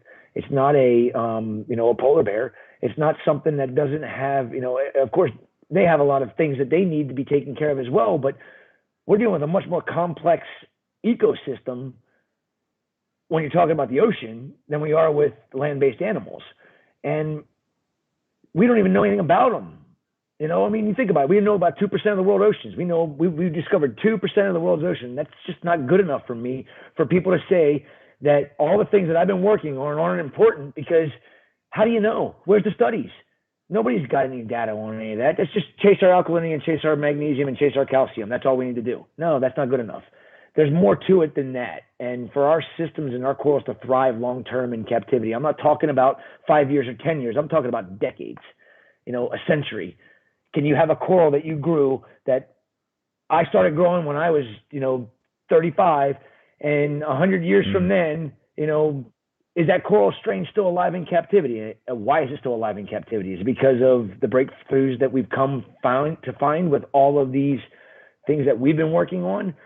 I don't know. And maybe somebody can keep it alive, just keeping their calcium, alkaline, and magnesium going. But after what I've seen, I don't know very many people that haven't had a tank crash in their career, and it's probably because of a contaminant in a sodium-based buffer they're using. I mean, every time somebody tells me they have a tank crash or something issue happening in their tank, and they tell me what they're using in their aquarium, I know exactly what the problem is almost immediately because of the brand that they're using, because I've already figured out where the contaminants are coming from. And it's disheartening. And these companies are making millions off of this shit, and animals are dying from it. So, yeah, I couldn't agree more, man. I think you get what you pay for is pretty much what it's all about. But all right, dude, let's hopefully you got some more time, dude, because this is a lot of fun. I want to. I got time. That was a stupid question. All right, yeah, I forgot who I was talking to for a second. All right, so let's go through some of the video of the corals that I picked up from you guys. And the first one, are you still watching on YouTube? I am. Right, so this first one is, I just released like a top 10 SPS, my favorite SPS corals, and this one made the list. This is the ACI pink spathulata.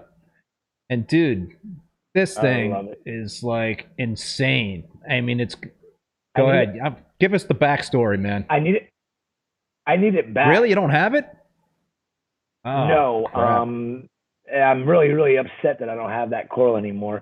That was one of the ones that happened in Paris during the hydrometer that broke. And then my new hydrometer was so off, and I had issues last summer with a handful of my prized pieces, and that was one of them. So I'd love to have just a little frag. I will save you a frag, dude, because that is like I don't know how to describe it, but I get a nice, happy, kind of glowing feeling in my body when I look at that. I mean, it's got green polyps, it's got pink polyps, it's got like the super pink correlates. I mean, that thing is like kick ass. It's unreal, and it was actually quite a fast grower for me as well. And it looks like you've only had it for about a year, and you've got a pretty decent little colony out of it, which is awesome. Yeah, it kind of struggled at the beginning, and it was also like it was in my that's in my Peninsula tank, so that's under LEDs, so that's under the GHL Mitras. So it struggled at first, and like a new tank, right? Any new tank. It's not going to be all it's not going to be all positive stuff in terms of what you're going to get in terms of putting corals in that tank, right? It's going to be a bit of it takes a little time for a new tank to kind of get going. I don't think it probably takes like at least a year for a new tank to kind of hit its stride in terms of like SPS. I think you're right. I mean, I think you can put SPS in a tank, 5 days after, the day it cycles. Right, you can, sure, yeah, absolutely. I mean, and actually, you could put it in before it cycles because, again, corals are even more forgiving and they don't put off enough, but it would just take forever to do a cycle in a system if you cycled it with corals in it. But, that coral, I remember that coral was a wild import from Australia, and I only really get spas from Australia. They come from the outer reefs of the Great Barrier Reef. At least the best ones that I've seen come from the outer reefs. I've seen some pretty nice ones from the inshore reefs too, but they just don't pop like the ones from the out from the reefs that are a few hundred kilometers or 300 miles off the coast. That coral, I received it. It was 5 years ago. And I had my Australian supplier told me that I was going to get a very special spathulata, and I needed to make sure that I kept it because he only got a small colony of it, and every time he gets a special piece and it's only a small piece, or even if it is a big monster piece that he breaks it down, he spreads that love out to everybody, and this colony was actually quite small when he got it, and he sent me just like 4 branches that were kind of shaped like this, and it was just one little area, and I was like, okay, so we cut all the tips off of it, and I farm corals, but I also have to make sure that I'm not taking the whole entire piece every single time because I won't ever have any money to continue to buy corals and to continue to pay my bills. So we ended up turning the tips of that coral into chop shop, and then cut it down so it was only like a piece about this big, and it kind of branched out like this.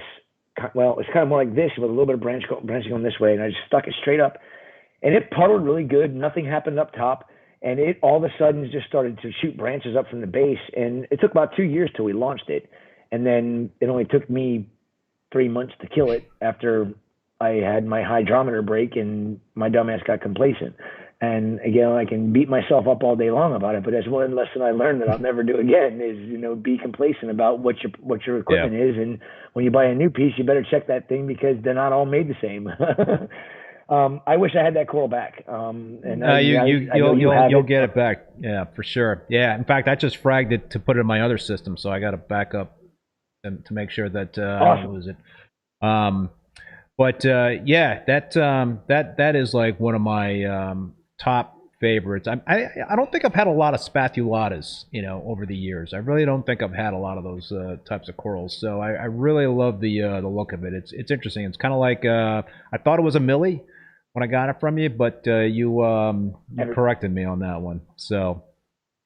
Well, one of the ways you'll be able to tell it's not a millie is it's hard in the beginning of growth.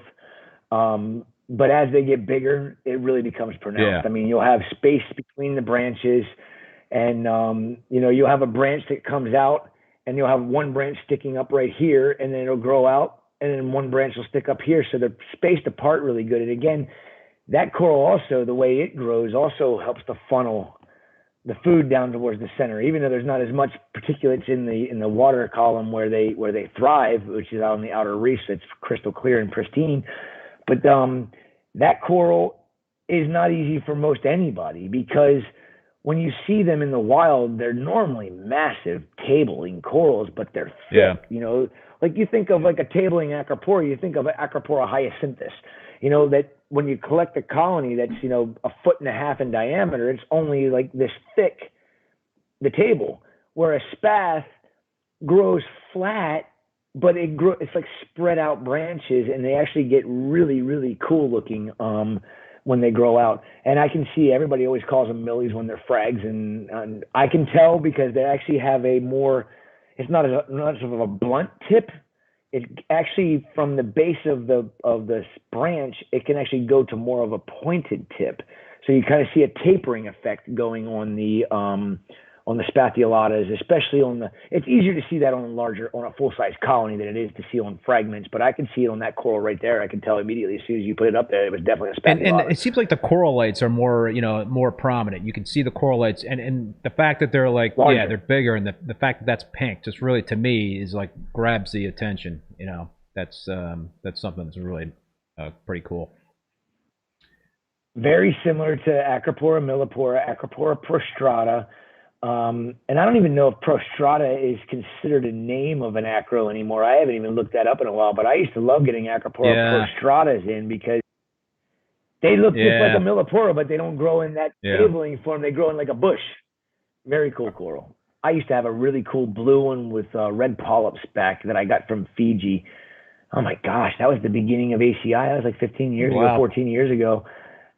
Where that thing is, if anybody still has a red prostrata with red polyps, I want it back. All right, your wife wants me to show the pink spathulata again. I mean, that is just such a cool coral. It is. It's awesome. All right, the next one I'm going to. It's freaking green polyps mixed in with the pink polyps. It's a pretty unique combination, I think. I love it. So, all right. I'm only on an iPhone. So all right, you can't see the details. So the next one I got that also made my top 10 list. 2 ACI corals, Chris, made my top 10 all-time SPS favorite list. Is this awesome. ACI cherry pie millie, and I'm like a real sucker for millies. I just love millipora, and I love like red and pink millies, and this thing is like bubblegum pink. So it kind of reminds me of the I don't know if it's like the Snipers bubblegum. Is that what it is? The Snipers bubblegum millie, but I don't know. That thing grew a lot. My goodness, it was big. I know. Again, that's again under the LEDs. I don't know, man. I'm thinking like my halide system. I might just convert that over to LEDs, but probably not. You know. I'm a hybrid guy now. I mean, I still love my metal halides. I only burn them for 3 hours a day, and I got LEDs and T5s and everything mixed in. And I'm not having any issues now that I've got the halides back up over that system, so I'm not fixing what's not broken. Any backstory on that, Coral? No, not much, other than it was a mariculture. I got it from Vincent 2 years ago. From Vincent, you got it from, huh? Yeah, I got that one from Vincent. It's just a mariculture piece that he's been farming over there in Bali for probably 20 years. And it was just so bright and so beautiful when it came in. And that was okay. I had a lot of acros on the farm because I was hoarding them from, Aussie, and I had plenty that I had from, previous Indo imports. But when it was gone for 2 years, yeah, I had a little issues. The red millies and the pink millies and so a lot of that stuff, had issues with them and didn't necessarily keep them all, which is, frustrating for me every time I lose a coral that I love. So I put that back on the farm 2 years ago. It's 2020. And I think you got it last year. So I only had that thing for just over a year and a half before I was able to sell, frags of it. It's just a super common mariculture that we bring in, but I put the cherry pie millie on it because actually I put cherry pie on it because you liked it and you wanted it and I didn't have a name on it. And I'm like, yeah, right. You came up with the name on the spot. So I just said, you like cherry pie. I'm going to call it cherry pie millie.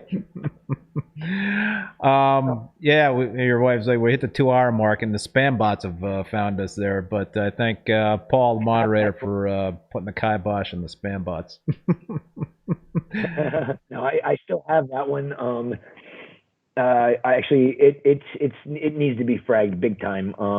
I've neglected fragging acros because I really just want to get this new acro tank finished, and building the array like Top Shelf has to hold all the colonies.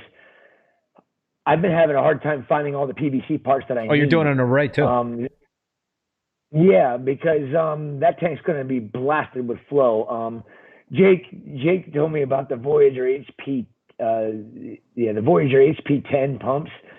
And I'm like, I love Seche. They're freaking awesome pumps. I use all my internal pumps that are just pumps are all Seches.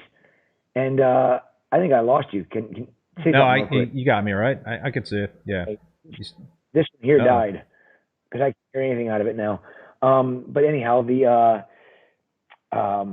I'm putting in 8 Voyager 10s, which are 4,000 gallons a piece. I was going to put in all the Gyres like I had, like I have in my other systems. And after finding these things, I was just like, what the heck are they? I mean, the water movement is absolutely unreal.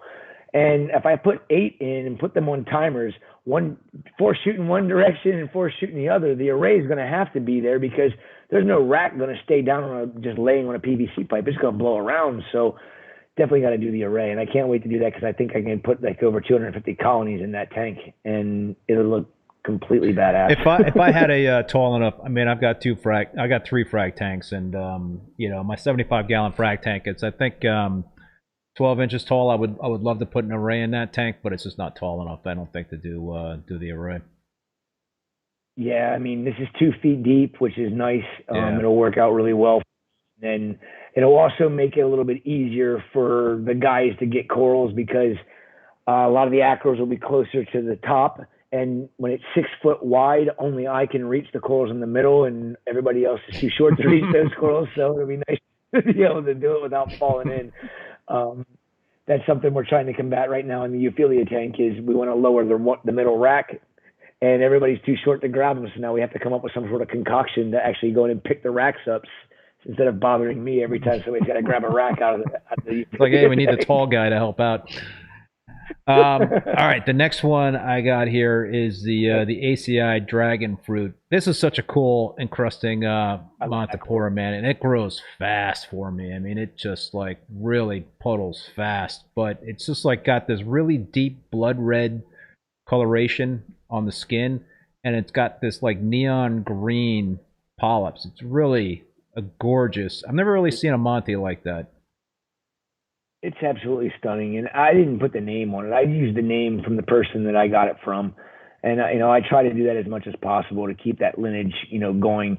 And the lineage is important to me, and that coral right there is a dynamite piece of coral. And you got that? When did you got? Is that one of the ones you No, just got? I got that.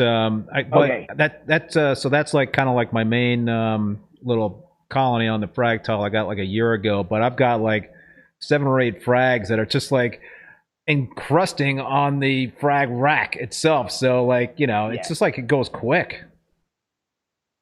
It does, I mean, it's a weed. Once it really settles into your system, it can grow extremely fast. I mean, actually, I don't know any Monty except for like Monopora cubensis and Monopora paloensis, like your Kung Paos and your, you know me, I don't know the names. There's so doggone many names out there for these corals, but all those ones that are, that are in the same growth type patterns, like I said, the paloensis and the saboensis or cubensis, saboensis, they're extremely slow growing compared to all the other Monties.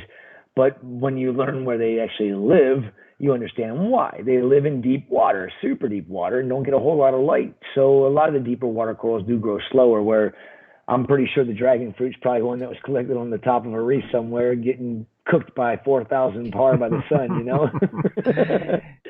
Love that coral too. I'm glad. Yeah, no, it's awesome. It really is a beautiful Monty in terms of a crossing Monty. Very cool. All right, what do I got next? This is one, the ACI Sunbeam that you sent me a nice chunky frag of. Oh, actually, this was this past April. I picked this up. You guys sent this to me, and how big is it now? Yeah, I don't know. I didn't take a before type of picture, but it's got the yellow tips, which is it's interesting. It's kind of similar to your yellow tips, which I got a video of that as well. The Sunbeam and the yellow tips are both Acropora austeris. Yep. They're 2 different genotypes, and a lot of times when I send out the Sunbeam, because I try not to have the Sunbeam released at the same time as the yellow tips, because people, always tell me that I've got, it's difficult for my Daniel and I both. I even have a hard time sometimes with some of the corals that we have out on the market, but we try not to have them both on the market at the same time. The yellow tips is darker in color, like the purple is darker and the green is darker. And then the yellow is more pronounced in the yellow tips. Like the yellow tips on our yellow tips gets to be, a good quarter or half inch, where on the Sunbeam, it's a lot lighter in color in the body and the more of a bluish purple in the tip instead of more of a purple tip like the yellow tip is. And then you only get just the very tip of the coral light that turns yellow on the Sunbeam. So that's the difference. It's just a different genotype, and it is they are completely different. I'm showing I'm showing your yellow tip now as well. So kind of get a it's kind of like it's got a richer coloration in terms of the body, the green and the purplish, but more pronounced yellow tips. Yep. And you sent me a huge piece of that, and what happened? I had it in my display tank. And I busted off another chunk, so I've got one chunk in the display tank and one chunk in the frag tank. But it's happy in both places. Yeah, it really grows fast. They're weeds. Both those, the Sunbeam and the yellow tips are. I actually am sending out chunky frags right now that we've been sitting on, that are about this tall. They look like a full-blown colony, and people are like calling me up going, dude, you just sold me that for that. And I'm like, yeah, because when I fragged it, it was literally just a stick this big on a 3/4 inch plug. And now it's, this big around. You can't find the plug anywhere. And there's branches growing off of it. It's pretty crazy. But it's a beautiful coral, and it's a coral you'll see it from across the room when it grows out. And I remember when Jake got his first piece of Sunbeam Austera, and he's probably going to sit there and he's rolling his eyes at me right now. He's calling it an echinata. And I'm like, nope, not an echinata. Well, I can understand where he was coming from with it, because I was looking at it and going, well, maybe it is an echinata. And then I kept looking at it closer. And I'm like, no, it's an austera. I know it's an austera. And it took a while until Jake's frag that he got for me to grow out before he was like, dude, it's not an echinata. I'm like, I told you. I love having debates about species names on corals with Jake, because Jake he's definitely more advanced than I am with the going down to the species level. But it's fun to when you know, you've got to stick to your guns. Absolutely, that's good advice, man.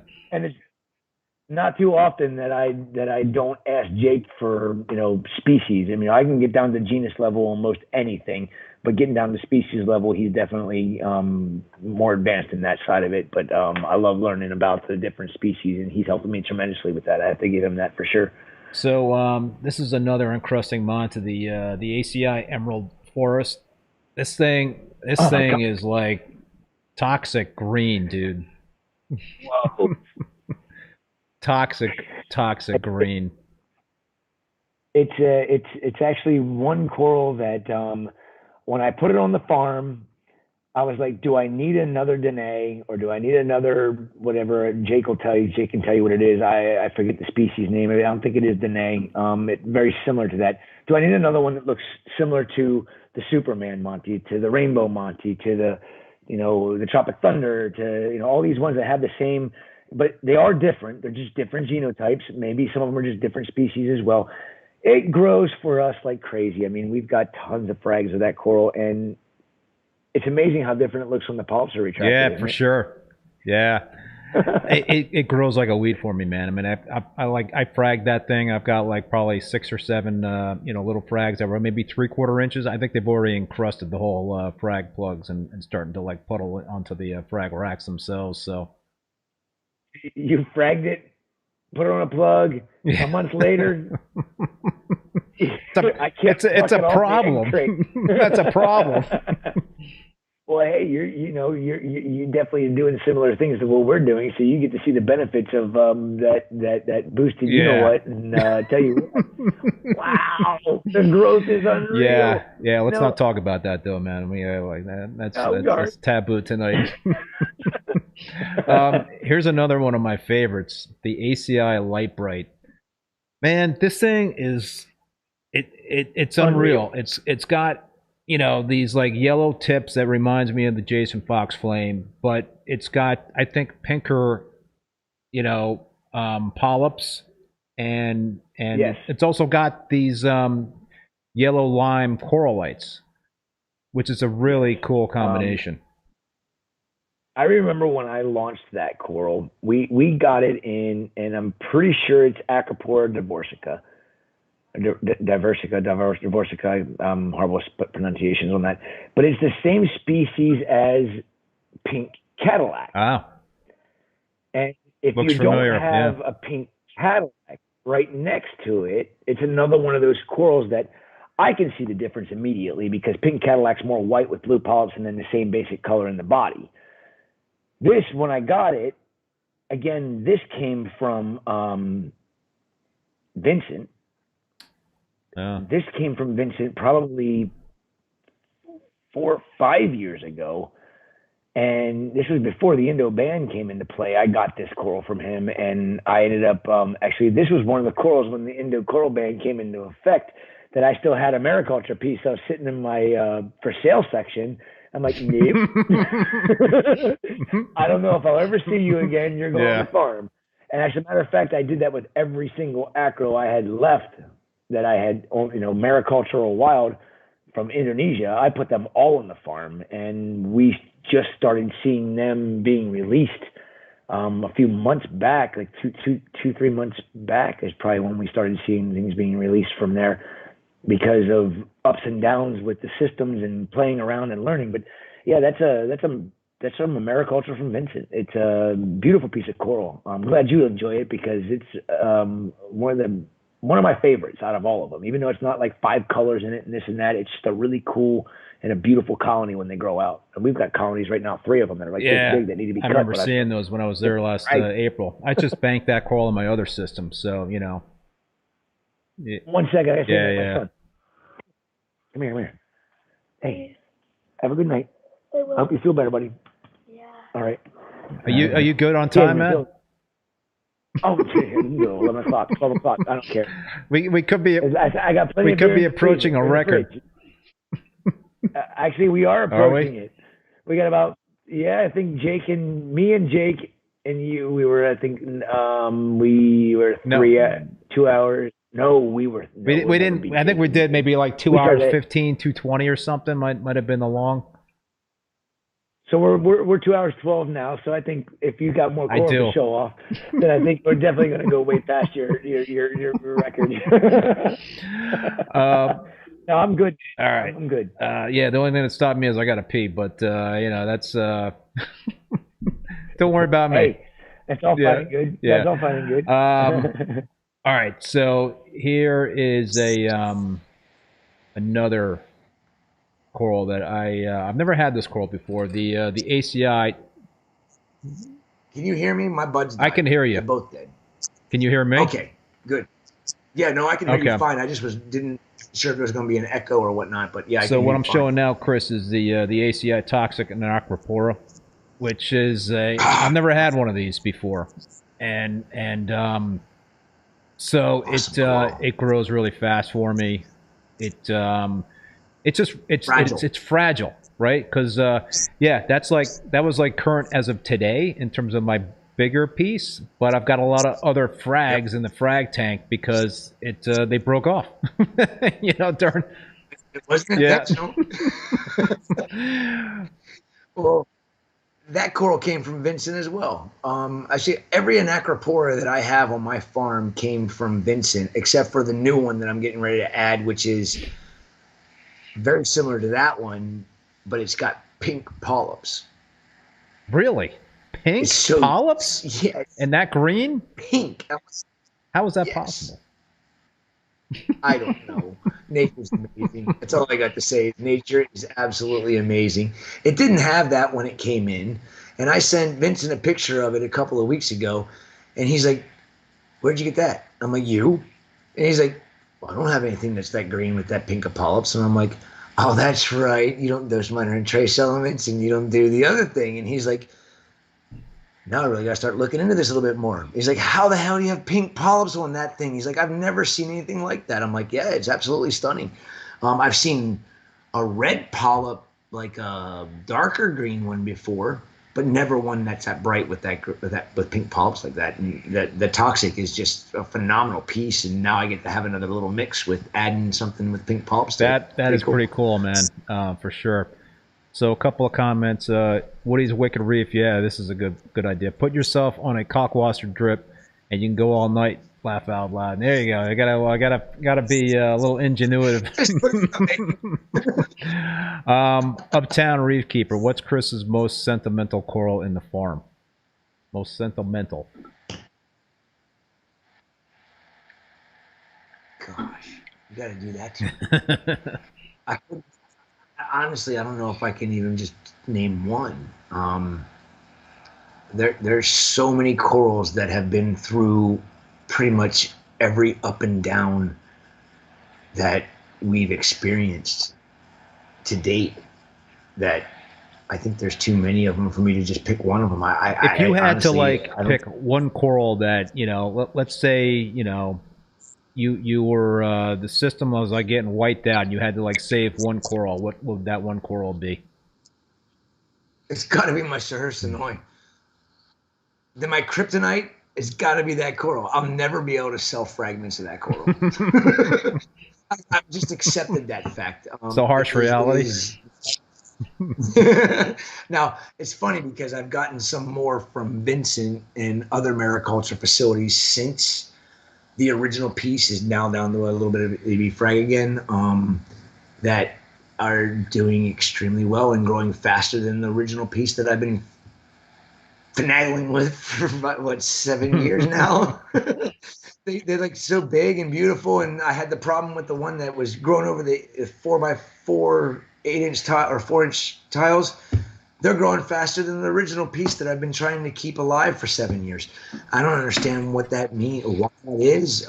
If somebody can help enlighten me with what the heck the difference between that Sahersanoia is and the ones that I got from Vincent, in the last 2 years, because according to Vincent, they're all from the same mother pieces. So it's the same damn genetics. And you're talking about Vincent Chalice.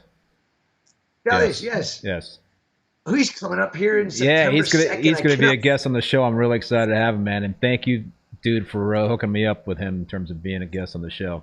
And then we got Gene on the 22nd from Reef, explaining ICP the way it needs to be explained so that people can understand it.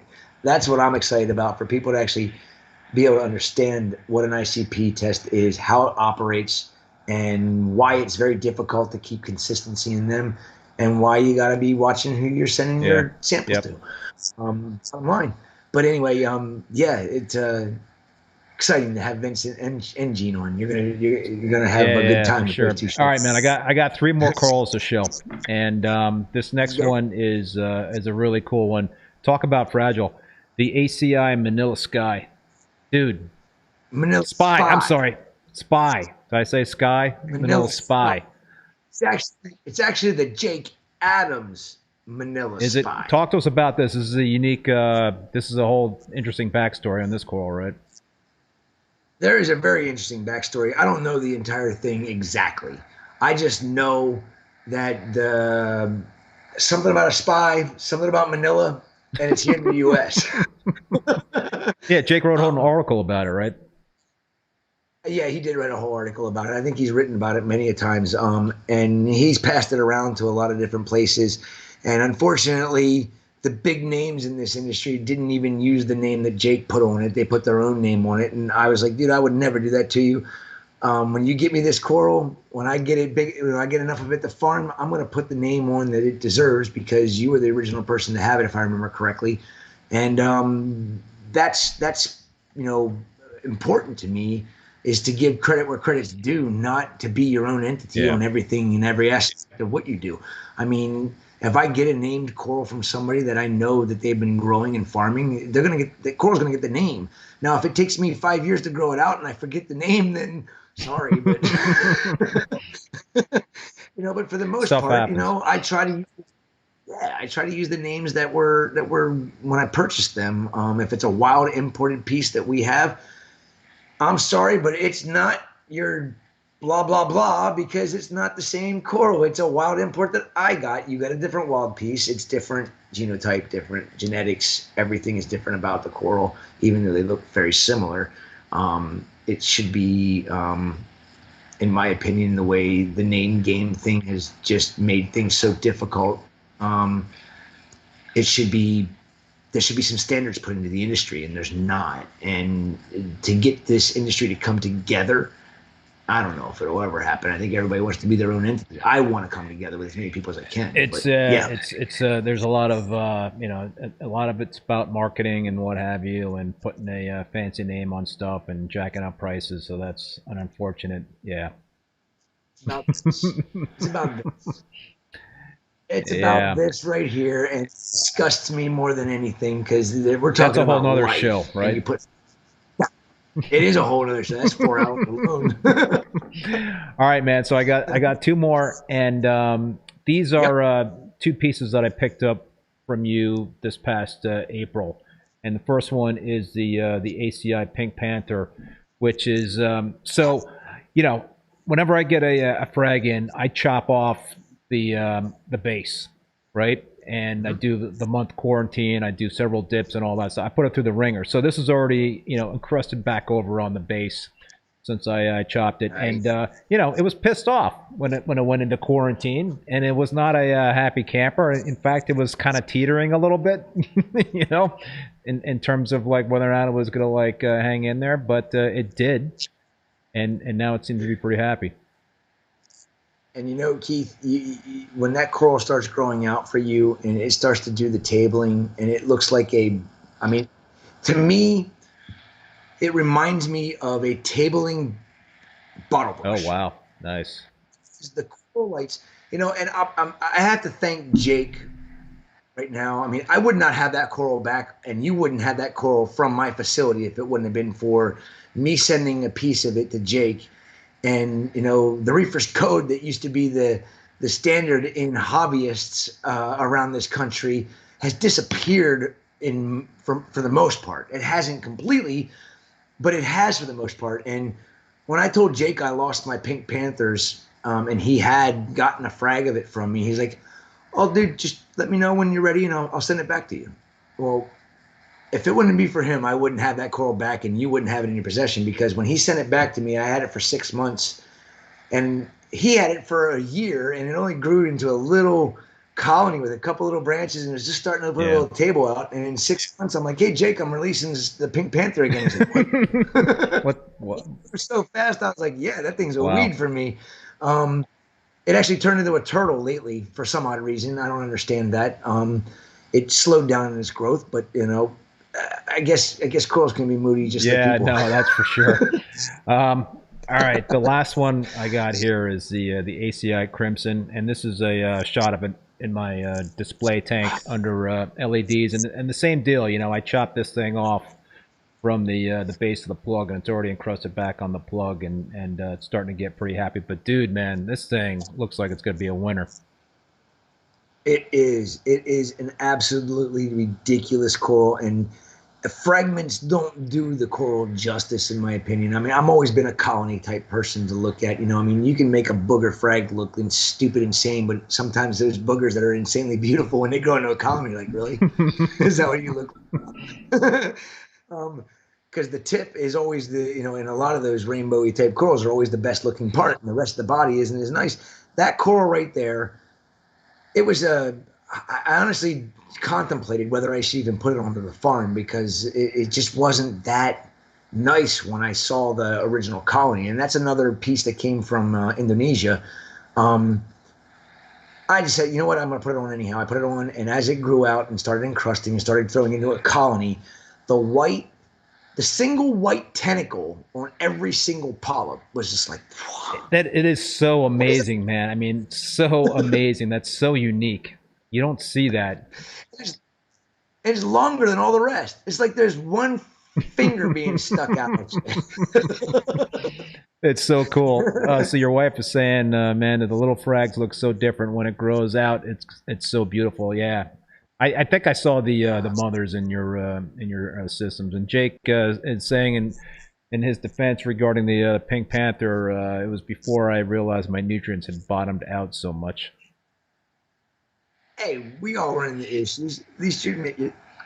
I run into issues, and I admit it. That's the part of being a reefer is accepting your faults and growing from there. And Jake will always grow from there. I know that for a fact, because he loves corals just like I do. And if you can't grow from your mistakes, then don't reef.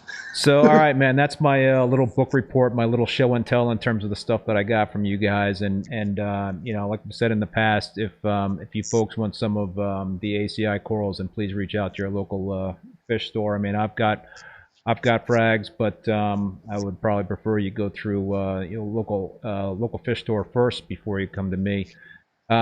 Dude, so you've got a big thing going on in Aquashella in August, a frag off, right? Talk about that. Well, you know, it was kind of humbling for me that, you know, that Sean Hale and George Mavrakis and the entire Aquashella crew came to me and asked me if I would be the head judge for the frag off. And I was like, yeah, of course I'll do that. That sounds like fun. And we did every Aquashella last year, and we did the Orlando show this year. And Jake's been there with me as a judge. Julian's been a judge with me. And then it's kind of evolved from the original. And I guess, well, what happens now? For the original frag off, we had the winner was the guest judge at the next Aquashella. Well, that's changed a little bit. And the winner at that city is next year's guest judge. So this year in Dallas, Frank Garner from Frank's Tanks, the developer of F-Aptasia, is going to be a judge there with me, and Jake's going to be in Australia. So Kevin Berta because he was the original winner, and we've gone through a lot of judging together. So Kevin's going to judge, I'm going to judge, and Frank's going to judge. But you know, I thought about this for the last ever since the Orlando show. You know, what can we do to entice this, to make this more exciting for people to want to come to the frag off and actually get free frags? Free frags, everybody. If you want to go to Dallas and you want to get some free frags that are going to be done right there's couples doing it this year. I decided to take it a step farther, you know, with ACI and just becoming, you know, basically this, you know, asking Adam and Sean and the crew over there about, they used to have somebody that would sponsor the show. Well, they used to pay me for all the corals that I would bring to the show that would be fragged up. And I'm like, well, that doesn't make any sense. Why am I not donating aquacultured corals, 100% aquacultured corals, to the frag off for these guys to frag to give away for free?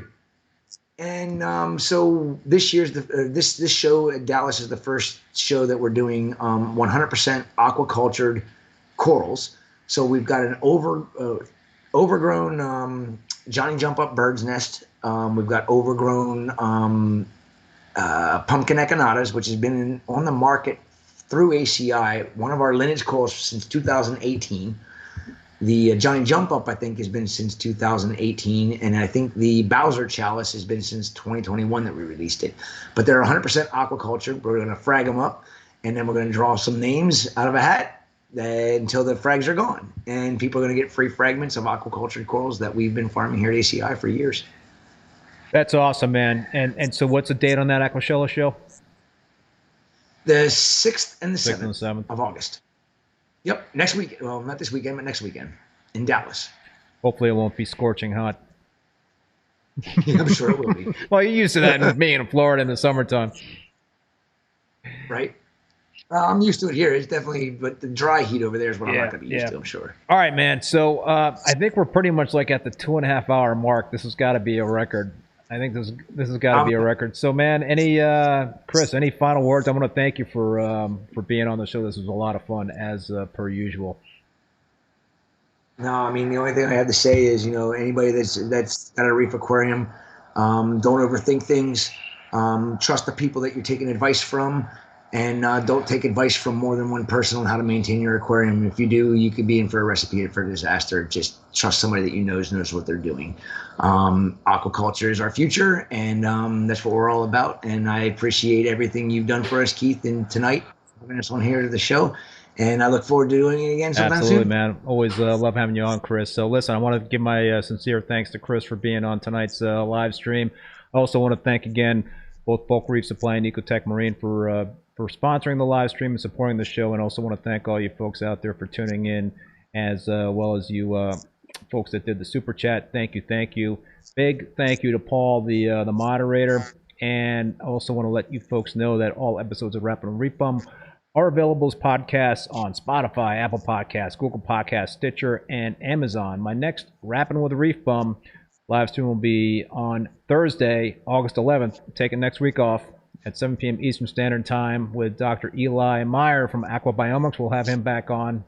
That should be a great episode. If you want to check out the full schedule of upcoming guests for Rappin With ReefBum, please visit reefbum.com under the YouTube section. Until then, be safe and be well, and we'll see you next time. Thank you. Have a great night.